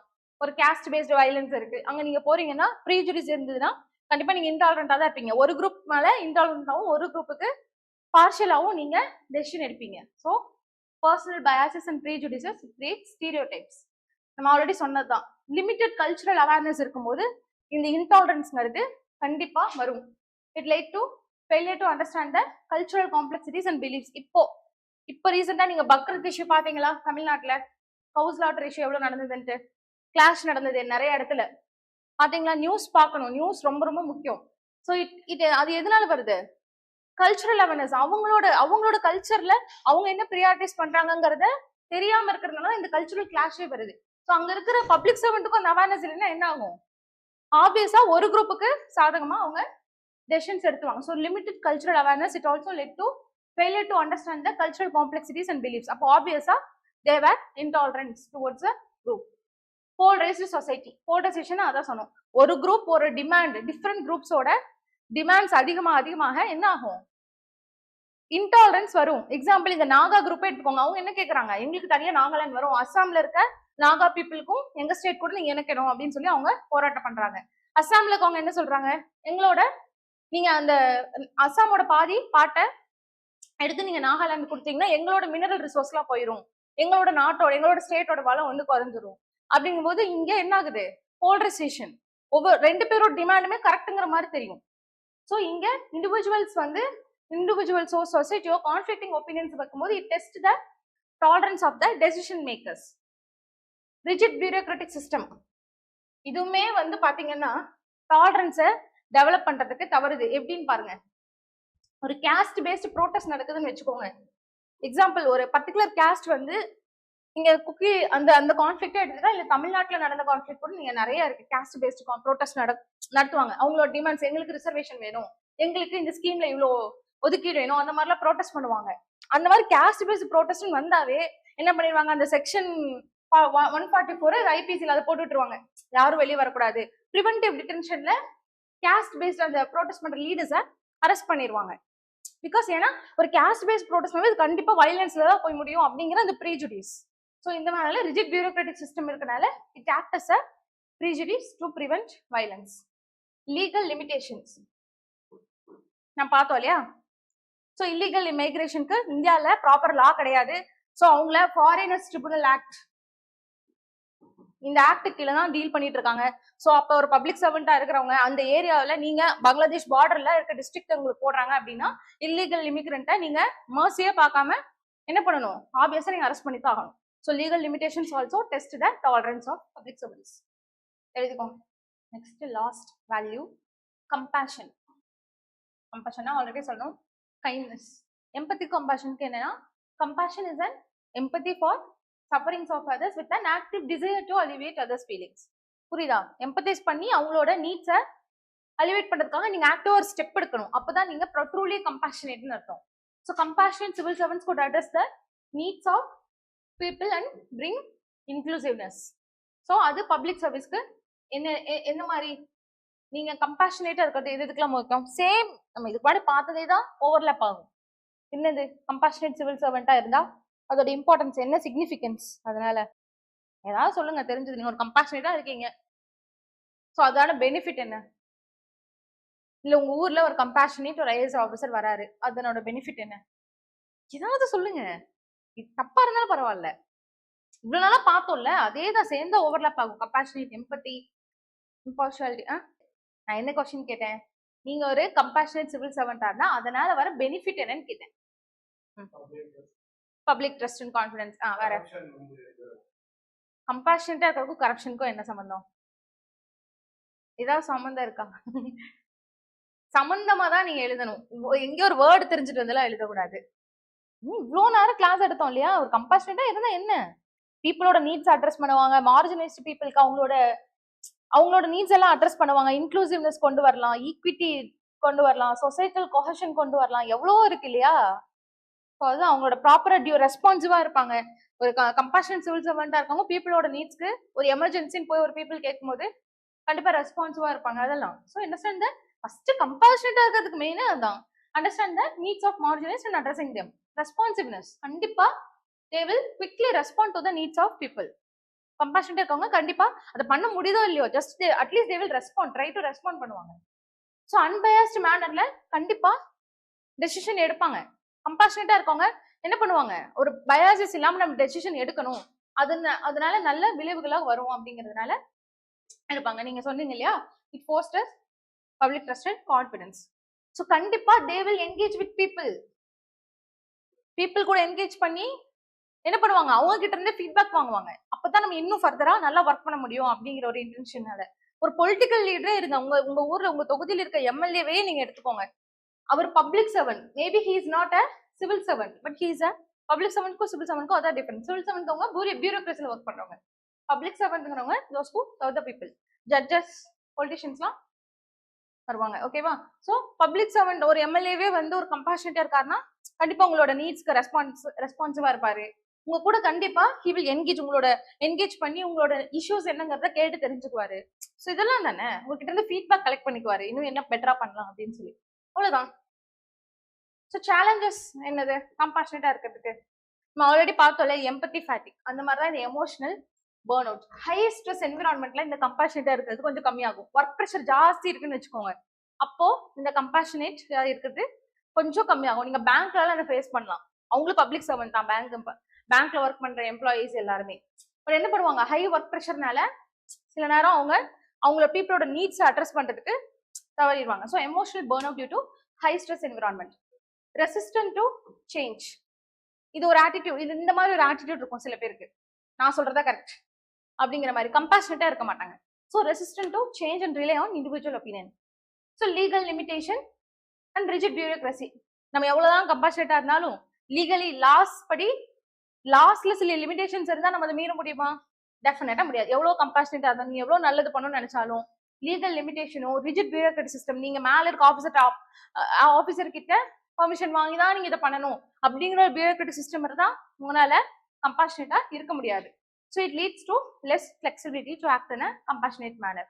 Resource லேகா இருந்தாலும் நீங்க கம்பேஷனேட்டா இருந்தாலும் உங்களால என்ன பண்ண முடியாது, ப்ராப்பரா ஒர்க் பண்ண முடியாது. So definitely political interference also கம்பேஷனேட்டா இருக்கிறத அஃபெக்ட் பண்ணும். So measures to overcome same அதே தான். ட்ரைனிங் ஆன் எம்பத்தி, எம்பத்தி இருந்தாதான் கம்பேஷனேட்டுக்கு ஒரு முக்கியமான ரோல் வந்து இந்த empathy. Stress management, resilience training, இதெல்லாம். So recognition of compassionate action பார்த்தோம். கைண்ட்னஸ்க்கு நிறைய அவார்ட்ஸ் எல்லாம் கொண்டு வராங்க இல்லையா, ஸோ அந்த மாதிரி பண்ணலாம். Citizen centre by tailoring of policies by civil servants. இது என்னன்னா பாலிசி மேக் பண்ணும்போதே அது வந்து ஒரு சிட்டிசன் சென்டர் சர்வீஸ் டெலிவரியா இருக்கிற மாதிரி ஒரு டெய்லரிங் பண்ண சொல்லி சொல்றாங்க.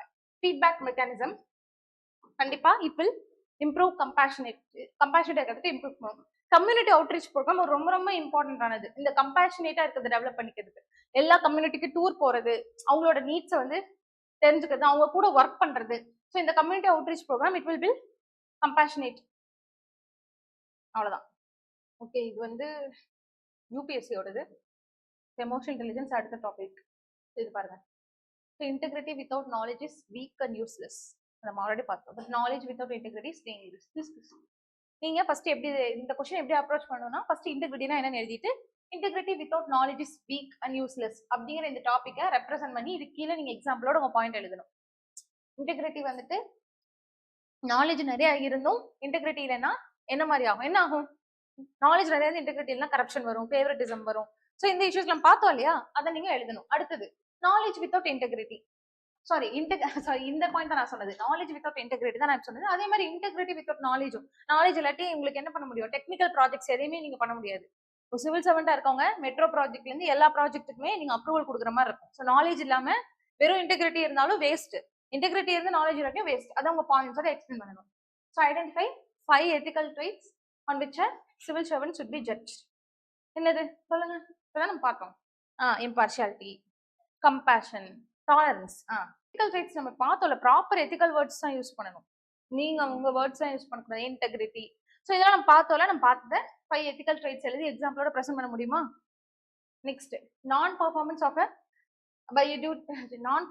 Duty by civil servant is a form of corruption. Do you agree? So இந்த மாதிரி கொஸ்டின்ஸ்க்கு கண்டிப்பா non performance can lead to corruption. Non performance of duty by corruption is a form of corruption, yes அப்படின்னு சொல்லி நீங்க சில points explain பண்ணணும். But அதே டைம் எல்லா டைமும் non performance will not lead to corruption. So அதையும் நீங்க எக்ஸ்பிளைன் பண்ணணும். அந்த மாதிரி தான் எக்ஸ்பிளைன் பண்ணணும். Objectivity, dedication and empathy R essential for a civil சர்வன்ஸ். Explain. இதெல்லாம் ஈஸியா எழுதலாமா? ஃபர்ஸ்ட் அப்ஜெக்டிவிட்டினா என்ன? நம்ம பார்த்தோம்ல, அப்ஜெக்டிவ் டெசிஷன் மேக்கிங் என்னென்ன, அதோட இம்பாக்ட் என்னென்ன ஆகும்? எஃபிஷியன்ட் ரிசோர்ஸ் டிஸ்ட்ரிபியூஷன், அதெல்லாம் நம்ம பார்த்தோம் இல்லையா? Meritorious decision making, personal impartial decision making, policy, அதாவது பாலிசி வந்துட்டு பீப்புளோட நீடுக்கு அந்த மாதிரி டெய்லர் பண்றது, இதுக்கு எல்லாத்துக்குமே அப்ஜெக்டிவிட்டி எசென்ஷியல். அதே மாதிரி dedication can lead to effective governance. இந்த மாதிரிலாம் நீங்க எழுதலாம். எம்பத்தி அதே மாதிரி பார்த்தோம், இன்க்ளூசிவ் சொசைட்டியை லீட் பண்ணும். ஸோ இது மாதிரி கான்ஃபிளிக்ட் ரெசல்யூஷன்ஸ்க்கு இதுக்கெல்லாம் நீங்க எழுதலாம். அது புரியுதுல்ல உங்களுக்கு? 10 மார்க் கொஸ்டின். ஆக்சுவலி 150 வேர்ட்ஸ் நினைக்கிறேன், 1 single பேஜ். டிஎன்பிஎஸ்சிக்கு பாருங்க. எமோஷனல் இன்டெலிஜென்ஸ் அடுத்த topic. What are the foundational values for civil servants? Explaining four. So explain பண்ணலாமா? எழுதி எம்பத்தி, டாலரன்ஸ் இதெல்லாம் எழுதி, இம்பார்ஷியாலிட்டி, கம்பேஷன் இதெல்லாம் எழுதி எக்ஸ்பிளைன் பண்ணலாம்ல. Define empathy, how it is different from sympathy, explain with examples. புரியுதா? நம்ம அந்த சொன்னோம்ல, person with disability act, disability act இருக்கு ஆக்சுவலா, ஆனா அதுக்கு பர்சன் வித் டிசபிலிட்டி எக்ஸாம்பிள் நீங்க யூஸ் பண்ணிக்கலாம். சிம்பத்தியும் எம்பத்திக்கும் என்ன டிஃபரன்ஸ் அப்படின்னு சொல்லி. Right short notes and probity in governance அடுத்த டாபிக். இன்டெகிரிட்டி நம்ம பார்த்தோம், ப்ராபபிலிட்டி நெக்ஸ்ட் கிளாஸ்ல வரும். தென் இது அடுத்த topic, discuss the importance of ethics in public administration. இதெல்லாம் நீ ஈஸியா அப்ரோச் பண்ணலாம். என்னது இப்ப நம்ம பார்த்ததே தான், எத்திக்கல் வேல்யூஸ் ஏதோ ஒன்று எழுதி என்ன நீங்க எழுதலாம் இல்லையா? ஸோ எஃபிஷியன்ட் கவர்னன்ஸ், அந்த மாதிரி எல்லாம் இன்க்ளூசிவ்னஸ், இதெல்லாம் நீங்க எழுதலாம். கான்ஃபிளிக்ட் ரெசல்யூஷன் எல்லாமே இதுக்குள்ளதான் வரும். ஸோ டாலரன்ஸ் இது இந்த வேல்யூஸ் இதுக்கு அப்படின்னு நீங்க கோட் பண்ண முடியும்ல. ஸோ அதனால ரொம்ப முக்கியம். டெஃபினட்டா கொஸ்டின் மினிமம் 2 கொஸ்டின்ஸ் வரும். நீங்க வேல்யூஸ் படிக்காம எத்திக்ஸ்ல எதுவுமே பண்ண முடியாது. வேல்யூஸ் ஃபார் சிவில் சர்வன்ட்ஸ் தான் first important thing. Next emotional intelligence. என்ன 5. ஸோ எமோஷனல் இன்டெலிஜென்ஸ் என்ன? இன்டெலிஜென்ஸ் ஐக்யூ கிடையாது. இது ஐக்யூ இன்டெலிஜென்ஸ் கோஷன் சொல்லுவோம்ல, நாலேஜ், அது கிடையாது. எமோஷனல் இன்டெலிஜென்ஸ் வந்து நம்மளோட எமோஷன்ஸை ஸ்டெபிலைஸ் பண்ணக்கூடிய ஒரு study. It is ability to perceive, understand emotions and regulating them to enhance once own life. So first 3 component. Perceiving emotions அப்படின்னா நம்மளோட எமோஷன்ஸை நம்ம ஃபர்ஸ்ட் பர்சீவ் பண்ணணும். நமக்கு என்ன மாதிரி எமோஷன்ஸ்லாம் ஆகுது அப்படின்னு சொல்லி. எமோஷனல் இன்டெலிஜென்ஸ் ஒரு நெக்ஸ்ட் சொல்றேன். ஆக்சுவலி அண்டர்ஸ்டாண்டிங் நெக்ஸ்ட் பர்சீவ் பண்ணதுக்கு அப்புறம் we should understand the emotions, கிளியரா அண்டர்ஸ்டாண்ட் பண்ணணும். then we should try to manage emotions. இது 3 தான் components of emotional intelligence. domains of emotional intelligence. Actually இது முன்னாடி ஒரு டாபிக் பார்ப்போம். ஓகே, இதை நானே சொல்லிடுறேன். என்ன அப்படின்னா எமோஷனல் இன்டெலிஜென்ஸ் ஒரு ஒர்க் பிளேஸ் இருக்கு, ஒரு ஒர்க் என்விரான்மெண்ட், அது பிரைவேட் கம்பெனியா இருந்தாலும் சரி, பப்ளிக் கம்பெனியா இருந்தாலும் சரி, எந்த ஒர்க் பிளேஸ்லயும் ஐக்யூவை விட எமோஷனல் இன்டெலிஜென்ட் பர்சன்ஸ் தான் செலக்ட் பண்ணுவாங்க. ஏன்?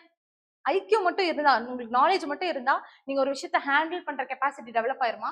கண்டிப்பா கிடையாது. ஒரு விஷயத்த டீம் ஒர்க் கொண்டு வந்துட முடியுமா? கொலாபரேஷன் கொண்டு வந்துட முடியாது. அதுக்கு நீங்க ஃபர்ஸ்ட் பில்ட் பண்ண வேண்டியது இந்த எமோஷனல் இன்டெலிஜென்ஸ். அவங்களோட எமோஷன்ஸை நீங்க ஃபர்ஸ்ட் அண்டர்ஸ்டாண்ட் பண்ணி கண்ட்ரோல் பண்ணணும்.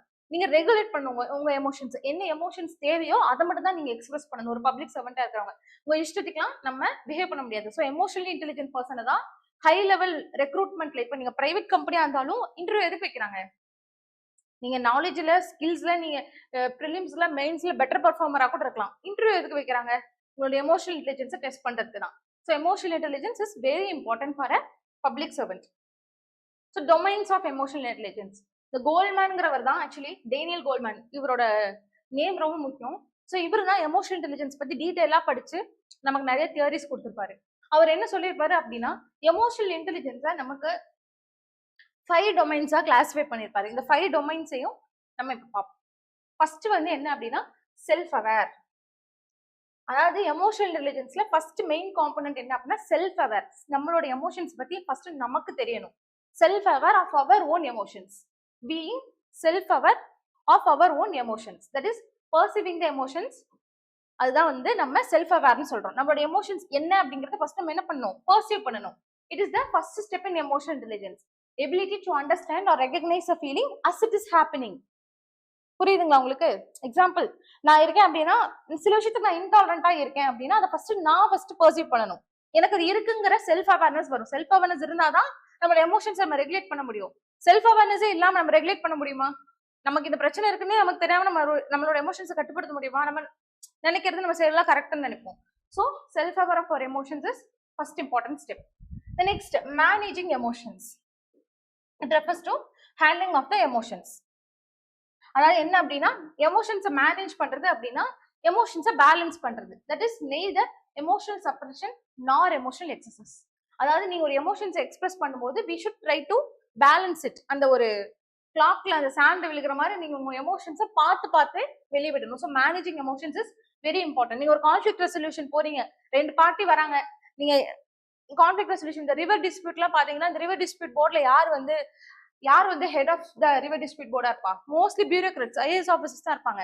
அப்ப நீங்க என்ன பண்ணணும்? 2 ஸ்டேட் அடிச்சுக்கிறாங்க. இப்ப இந்த மேகதாது ப்ராஜெக்ட் இருக்கு, தமிழ்நாடும் டிமாண்ட் பண்றாங்க, கர்நாடகாவும் இந்த காவேரி ரிவர் ப்ராஜெக்ட் பாத்தீங்களா நியூஸ்? ஸோ பண்ணிட்டு இருக்காங்க. ஸோ அங்க ரிவர் டிஸ்பியூட் பேனல் அமைக்கிறாங்க. அப்ப அதோட ஹெட் வந்து ஆப்வியஸா ஒரு பியூரோக்ராட்டா போடுவாங்க. ஸோ அவங்க என்ன பண்ணணும்? எமோஷன்ஸை ஹேண்டில் பண்ணணும். 2 சைடுக்கும் தகுந்த மாதிரி, அப்பதான் ஒரு நியூட்ரலான வியூ எடுக்க முடியும். So managing emotions is very essential. இதோட பெஸ்ட் எக்ஸாம்பிள் பாருங்க. எக்ஸாம் ப்ரிப்பரேஷன் பண்ணும்போது இன்அப்ராப்ரியேட் டிசைர்ஸ், இந்த மூவி பாக்குறது, இந்த மாதிரி டிசைர்ஸ்லாம் தள்ளி வைக்கிறது தான் ரெகுலேட் பண்றது. நம்மளோட டிசைர்ஸை ரெகுலேட் பண்ணி ப்ரியாரிட்டைஸ் பண்றது எக்ஸாமினேஷனை. ஸோ இதுவும் எமோஷனல் இன்டெலிஜென்ஸோட ஒரு இம்பார்ட்டன்ட். தென் செல்ஃப் மோட்டிவேஷன் ரொம்ப முக்கியம்னு சொல்றாங்க எமோஷனல் இன்டெலிஜென்ஸ்க்கு. செல்ஃப் மோட்டிவேஷன் இல்ல அப்படிங்கும்போது, கோல் இல்ல அப்படிங்கும்போது அங்க எமோஷனல் இன்டெலிஜென்ஸ்க்கு வேலையே இல்ல அப்படின்னு சொல்றாங்க. It refers to desire to pursue the goals with energy and persistence. People who are motivated by inner ambitions are more committed than by external reward. So உங்களுக்கு கோல் இருக்கும்போது ஆப்வியஸா உங்களை நீங்க என்ன பண்ணிக்குவீங்க, ஷேப் பண்ணிக்குவீங்க. இப்ப நீங்க பியூரோக்ராட்டா ஆகணும் அப்படின்னா அந்த பியூரோட்டிக் தகுந்த மாதிரி நம்ம என்ன பண்றோம், அந்த ஷேப் பண்ணிக்கிறோம். நம்மளுடைய எமோஷன்ஸ் அப்பதான் நம்ம கண்ட்ரோல் பண்ணுவோம்.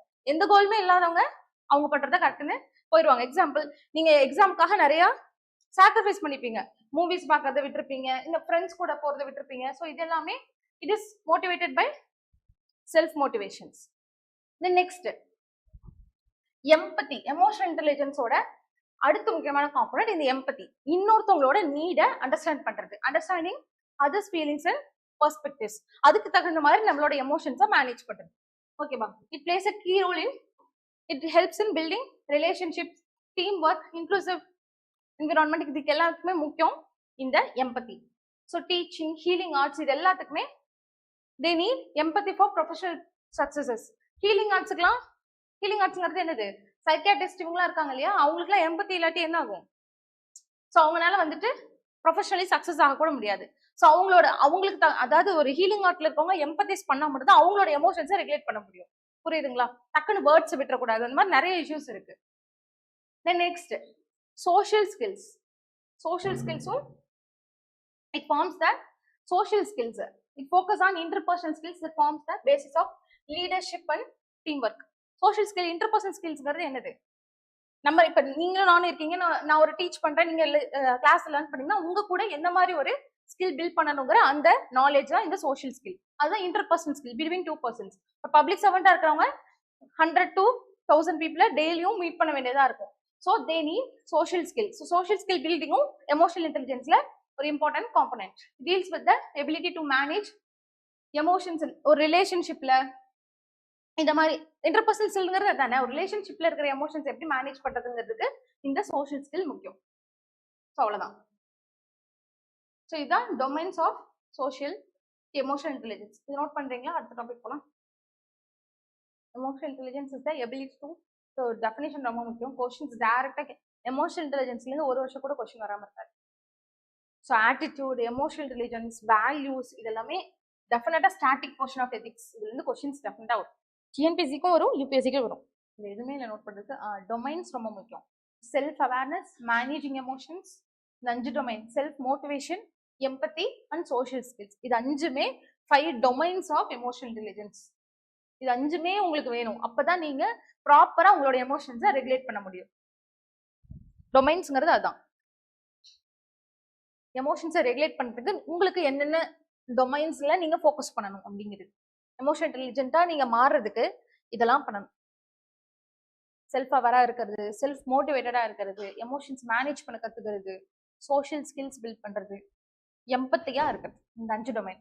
இது யார் கொடுத்தாங்கிறது முக்கியம். ஏன்னா கொஸ்டின்ஸ் டைரக்டா வரும். What are the 5 domains of emotional இன்டெலிஜென்ஸ்னு சொல்லி. ஸோ இப்போ எமோஷனல் இன்டெலிஜென்ஸ்னா லைட்டா என்னன்னு பார்த்தோம். ஸோ எமோஷனல் இன்டெலிஜென்ஸா இருக்கிறதுனால என்ன சிக்னிஃபிகன்ஸ் தெரிஞ்சது சொல்லுங்க. நீங்க ஒரு எமோஷனலி இன்டெலிஜென்ட் பர்சனா இருக்கீங்க, உங்களோட எமோஷன்ஸை நீங்க கண்ட்ரோல் பண்ண முடியும் அப்படிங்கிறப்போ அதனால என்ன சிக்னிஃபிகன்ஸ்? சும்மா சொல்லுங்க தெரிஞ்சத, தப்பா இருந்தாலும் பரவாயில்ல. ஃபர்ஸ்ட் வந்து திங்க் பண்ணுங்க, திங்க் பண்ணணும் ஃபர்ஸ்ட் எந்த விஷயம். இது ஒரு சிம்பிளான ஒரு டாபிக், ரொம்ப காம்ப்ளிகேட்டட்ல டெய்லி லைஃப்ல இருக்கிறதா எத்திக்ஸ். நீங்க ஒரு எமோஷனல் இன்டெலிஜென்ட் பர்சன், அப்ப அதனால வேற பெனிஃபிட் என்ன, சிக்னிஃபிகன்ஸ் என்ன? ஒரு பப்ளிக் சர்வெண்டா இருக்கீங்க, ஹையர் பொசிஷன் லீடர்ஸ்லாம் நம்புவாங்க. ஏன்னா கரெக்ட் நீங்க சொல்றது, ஏன்னா உங்களுக்கு பெட்டர் ஹேண்ட்லிங் கெப்பாசிட்டி இருக்கும். அதான் நீங்க சொல்ல வரீங்க. எஸ், ரொம்ப ரொம்ப முக்கியமே அதுதான், ஹேண்ட்லிங் கெப்பாசிட்டி. தென் நெக்ஸ்ட் வேற சும்மா யோசிச்சு சொல்லுங்க, தப்பா இருந்தாலும் பரவாயில்ல. என்ன இருப்போது இப்போ ஒரு எமோஷனல் இன்டெலிஜென்ட்டா இருக்காங்க ஒரு பப்ளிக் சர்வெண்ட், கண்டிப்பா ஹி வில் பெட்டர்லி ஹேண்டில். அந்த மேனேஜ்மெண்ட் ஸ்கில்ஸ்ங்கிறது எமோஷனல் இன்டெலிஜென்ட் பர்சன்ஸ்க்கு கண்டிப்பா இருக்கும். ஒரு கான்ஃபிளிக்ட் வருதுன்னா டக்குனு ஷிஃப்ட் ஒரு டெசிஷன் எடுப்பாங்க. எமோஷனல் இன்டெலிஜென்ட் பர்சன் டக்குனு இப்ப ஸ்ட்ரெஸ் ஆயிருங்கன்னு வச்சுக்கோங்க, உங்களுக்கு திடீர்னு ஒரு பிரச்சனை வருது, நீங்க ஸ்ட்ரெஸ் ஆயிட்டீங்கன்னா உங்களை பாத்துக்கவே முடியாது. அப்புறம் எப்படி நீங்க அந்த ப்ராப்ளமுக்கு சொல்யூஷனுக்கு சொல்லுவீங்க? சோ கண்டிப்பா எமோஷனல் இன்டெலிஜென்ட்டா பர்சனா இருக்கவங்க என்ன பண்ணுவாங்க, தே will quickly respond and they will manage the situation very well. அதுக்கப்புறம் செல்ஃப் அவேர்னஸ் இருக்கும். வேற நான் கேட்கற சிக்னிஃபிகன்ஸ். அதனால என்ன கான்சிக்வன்ஸ்? ஒரு பெட்டர் பப்ளிக் சர்வெண்டா இருக்காங்க, வேற ஏதாவது சொல்லுங்க, தப்பா இருந்தாலும் பரவாயில்ல. சரி ஓகே நம்ம பாத்துருவோம். ஸோ அதுதான் இது importance of emotional intelligence. Emotional கோஷன்ட்னா என்னன்னா, it is the measurement of emotional intelligence of a person. ஒரு பர்சன் எவ்வளோ ஹவு மச் ஒரு குவான்டிடைஸ் பண்றது எவ்வளோ எமோஷனலி இன்டெலிஜென்ட்டா இருக்காங்க அப்படின்னு. Measurements of a person's ability to perceive his emotions, cope up with the pressure and control his thoughts and actions. So importance என்ன அப்படின்னா, ஃபர்ஸ்ட் பிசிக்கல் ஹெல்த். சிம்பிளா கண்டிப்பா overall wellness is tied to, அதாவது என்ன அப்படின்னா, those who manage stress can live a better healthy life. கண்டிப்பா physical ஹெல்த்துக்கு அது ஹெல்ப்ஃபுல்லா இருக்கும். நீங்க ப்ராப்பரா எமோஷன்ஸ் ரெகுலேட் பண்ணீங்கன்னா நீங்க பிசிக்கல் ஆக்டிவிட்டிஸ்க்கும் ப்ராப்பரா உங்களால டைம் ஒதுக்க முடியும். பிசிக்கல் ஹெல்த்தையும் ஸ்ட்ரெஸ் மேனேஜ்மெண்ட்டும் it paves way for physical health. அதே மாதிரி mental health, stress, anxiety, mood swings, இது எல்லாமே இட் குட் ரெடியூஸ். எமோஷனலி நீங்க உங்க எமோஷன்ஸ் நீங்க ஹேண்டில் பண்ணீங்கன்னா டெஃபினட்டா you can lead a mentally healthy wellbeing. தென் முக்கியமானது இது, இன்டர்பர்சனல் ரிலேஷன்ஷிப்பை பில்ட் பண்றதுக்கு எமோஷனல் இன்டெலிஜென்ஸ் ரொம்ப முக்கியம். ஒரு நீங்க ஒரு ஐஏஎஸ் ஆஃபீஸரா இருக்கீங்க, உங்களுக்கு கீழே கோவர்க்கர்ஸ் இருக்காங்க, அவங்க வந்து நீங்க எக்ஸ்பெக்ட் பண்ற அவுட்கம் அவங்க கொடுக்கல, உங்களோட கோல்ஸை அவங்க ரீச் பண்ணல அப்படிங்கும் போது அவங்களை காய்ச்சி மூச்சு நீங்க கத்திட்டா மட்டும் என்ன ஆகாது, ஒர்க் நடக்காது. ஸோ ப்ராப்பரா அவங்கள எப்படி ஒர்க் பண்ண வைக்கணுங்கிற அந்த எமோஷனல் இன்டெலிஜென்ஸ் உங்களுக்கு வேணும். புரியுது? அவங்கள எப்படி சரி பண்ண முடியும், அவங்க கிட்ட என்ன இஷ்யூ இருக்கு, அதை நீங்க எமோஷனல் இன்டெலிஜென்ட் பர்சன்டா இருந்தா பெட்டரா ஹேண்டில் பண்ணலாம். இவங்க சொன்னாங்க இல்லையா, கான்ஃபிளிக்ட் ரெசல்யூஷன் ரொம்ப ரொம்ப முக்கியம். ஸோ ஒன்லி யாரு எமோஷனல் இன்டெலிஜென்ட் பர்சன் தான், he will betterly manage, he will betterly resolve the conflict. Then success, yes, கண்டிப்பா ஒரு எமோஷனல் இன்டெலிஜென்ட் பர்சன்ஸா இருக்காங்க will tend to be stronger insight which forms the foundation of success. ஒரு policies இருக்குல்ல, எல்லா IAS ஆஃபீஸர்ஸும் ஒரே மாதிரி implement பண்றாங்க. கோவிட் டைம்ல எல்லாருக்கும் ஒரே பாலிசி தான் கொடுத்தாங்க. எல்லா ஐஏஎஸ் ஆஃபீஸர்ஸும் பெட்டரா ஹேண்டில் பண்ணாங்களா? கிடையவே கிடையாது. மேல இருக்க ப்ரெஷர்னால நிறைய பேர் ஹேண்டில் பண்ணல. எமோஷன்ஸை ரெகுலேட் பண்ணா மட்டும்தான் success will come. Leadership, they can be a good leader by his ability to adapt to change, building social skills. இது மூலமா emotional intelligent person can be a better leader. புரிஞ்சுதா? சோ இதை note பண்ணுங்க. So importance ரொம்ப முக்கியம். நீ எவ்வளவுதான் knowledge ஆனாலும் எமோஷனல் இன்டெலிஜென்ஸ் இல்லாட்டி அது வேஸ்ட். எமோஷனல் இன்டெலிஜென்ஸ் கண்டிப்பா நீங்க பில்ட் பண்ணணும். உங்க எமோஷன்ஸை ஃபர்ஸ்ட் நீங்க அண்டர்ஸ்டாண்ட் பண்ணணும், அதை ரெகுலேட் பண்ணணும். ஓகேவா? சிம்பிளா எழுதிக்கோங்க. மென்டல் ஹெல்த், பிசிக்கல் ஹெல்த்லாம் சிம்பிள், ஜஸ்ட் ஒன் லைன்ல எழுதுங்க. எக்ஸாம்பிள்ஸ் நீங்களே எழுதிடலாம். Conflict resolution, leadership, building interpersonal skills, அதான் அது. ஸோ சக்சஸ், ப்ரொடக்டிவா ஒர்க் பண்றது, எஃபெக்டிவா ஒர்க் பண்றது. எல்லா ஐஏஎஸ் ஆஃபீஸர்ஸும் எல்லா குரூப் 1 பாஸ் பண்ணவங்களும் knowledge, equal amount of knowledge இருக்கும். பட் யார் எமோஷனல் இன்டெலிஜென்ட்டா இருக்காங்களோ அவங்க மட்டும் தான் பெட்டர் ரிசல்ட்ஸ் கொடுப்பாங்க. புரியுதுங்களா உங்களுக்கு? எல்லாருக்கும் ஈக்குவல் நாலேஜ் இருக்கும். கிளியர் பண்றவங்களுக்கு நோட் பண்ணுங்க, ரொம்ப முக்கியம். Importance of emotional intelligence. டைரக்டா क्वेश्चंस வரும். ஓகேவா? தென் நெக்ஸ்ட் இந்த டாபிக்கோட முடிச்சலாம் நம்ம. Emotional intelligence in workplace. ஆக்சுவலா ஒர்க் பிளேஸ்ல வந்து நீங்க ஜென்ரலா யோசிச்சு பாருங்க. ஒரு ஒர்க் என்விரான்மெண்ட், நீங்க பப்ளிக் சர்வெண்ட் அதெல்லாம் விட்டுருங்க. ஒரு ஒர்க் பிளேஸ், ஒரு பிரைவேட் ஒர்க் கல்ச்சர்னாவே அது ஜென்ரலி அது என்ன ரெஃபர் பண்ணுவாங்கன்னா கார்பரேட் ஒர்க் கல்ச்சர் தான். क्वेश्चंस வந்து யூபிஎஸ்சில கேட்பாங்க, ஒரு ஒர்க் கல்ச்சர்ல எமோஷனல் இன்டெலிஜென்ஸ் எவ்வளவு முக்கியம் அப்படின்னு சொல்லி. என்ன முக்கியம், எதனால அது முக்கியம்? ஒரு வேலையை செஞ்சு முடிக்கிறது. Correct. So job performance. Correct. அடுத்து எமோஷனல் இன்டெலிஜென்ஸ் பர்சன்ஸ்க்கு so they can give better job performance. வேற என்ன பண்ணலாம் எமோஷனல் இன்டெலிஜென்ஸ் ஒர்க் கல்ச்சர்ல? வேற என்ன நம்ம பார்த்ததுலயே இருக்கு ஆன்சர்ஸ்.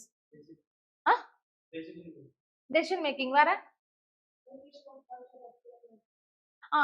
எஸ் அலோகேஷன் டு ஒரு பர்టిక్యులர் பர்சன். ஓகே, பட் அது ப்ராப்பரா சொல்லுங்க, ஒரு கோடிஃபை பண்ணி சொல்லுங்க. அதாவது நீங்க சொல்றது எப்படின்னா ஹேண்ட்லிங் கெப்பாசிட்டி, இந்த அலோகேஷன் இதெல்லாம் வந்துட்டு ஹியூமன் ரிசோர்ஸ் மேனேஜ்மெண்ட் சொல்றீங்க. ஓகே, பட் அது ஹியூமன் ரிசோர்ஸ் மேனேஜ்மெண்ட் மொட்டை எழுத முடியாது. ஓகே, வேற சொல்லுங்க.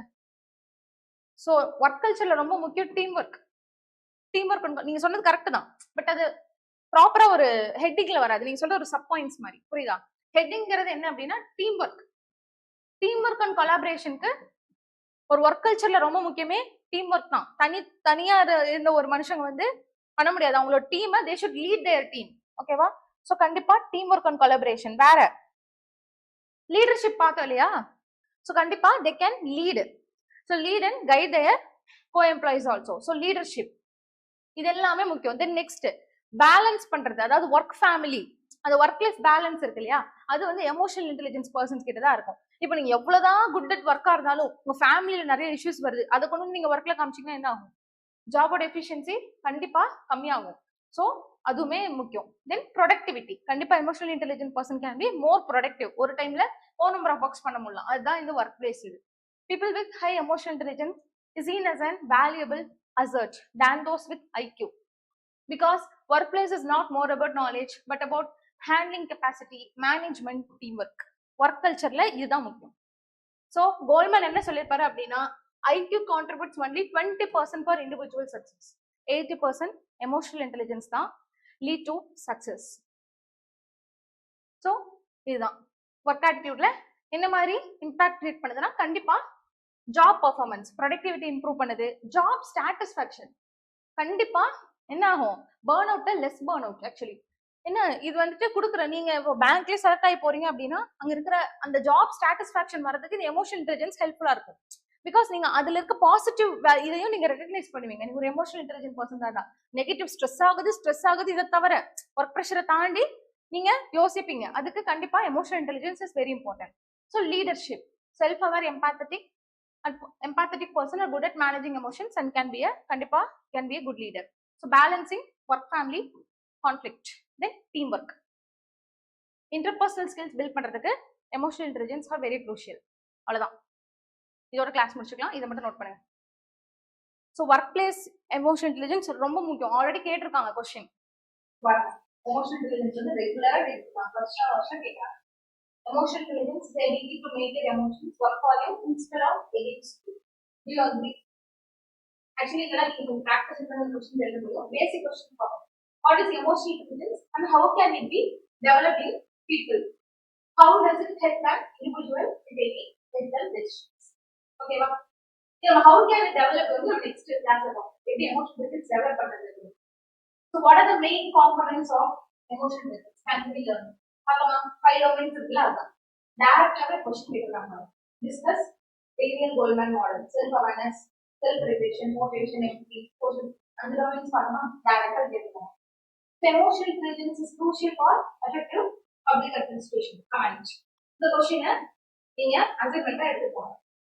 Today's students, emotional intelligence is crucial for effective public administration. கண்டிப்பா எழுதிட்டு வரணும். நெக்ஸ்ட் கிளாஸ் கிளாஸ் யாருமே எழுதல, இந்த கிளாஸ்ல எழுதிருக்காங்க.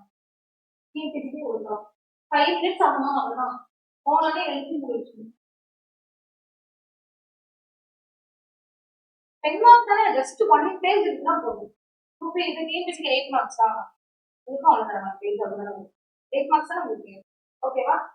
தென் டிஎன்பிசிக்கு explain the role of emotional intelligence in administration. நீங்க பாருங்க, how does emotional intelligence help in crisis management? இந்த டாபிக் எழுதிக்கலாம். How does emotional intelligence help in crisis management?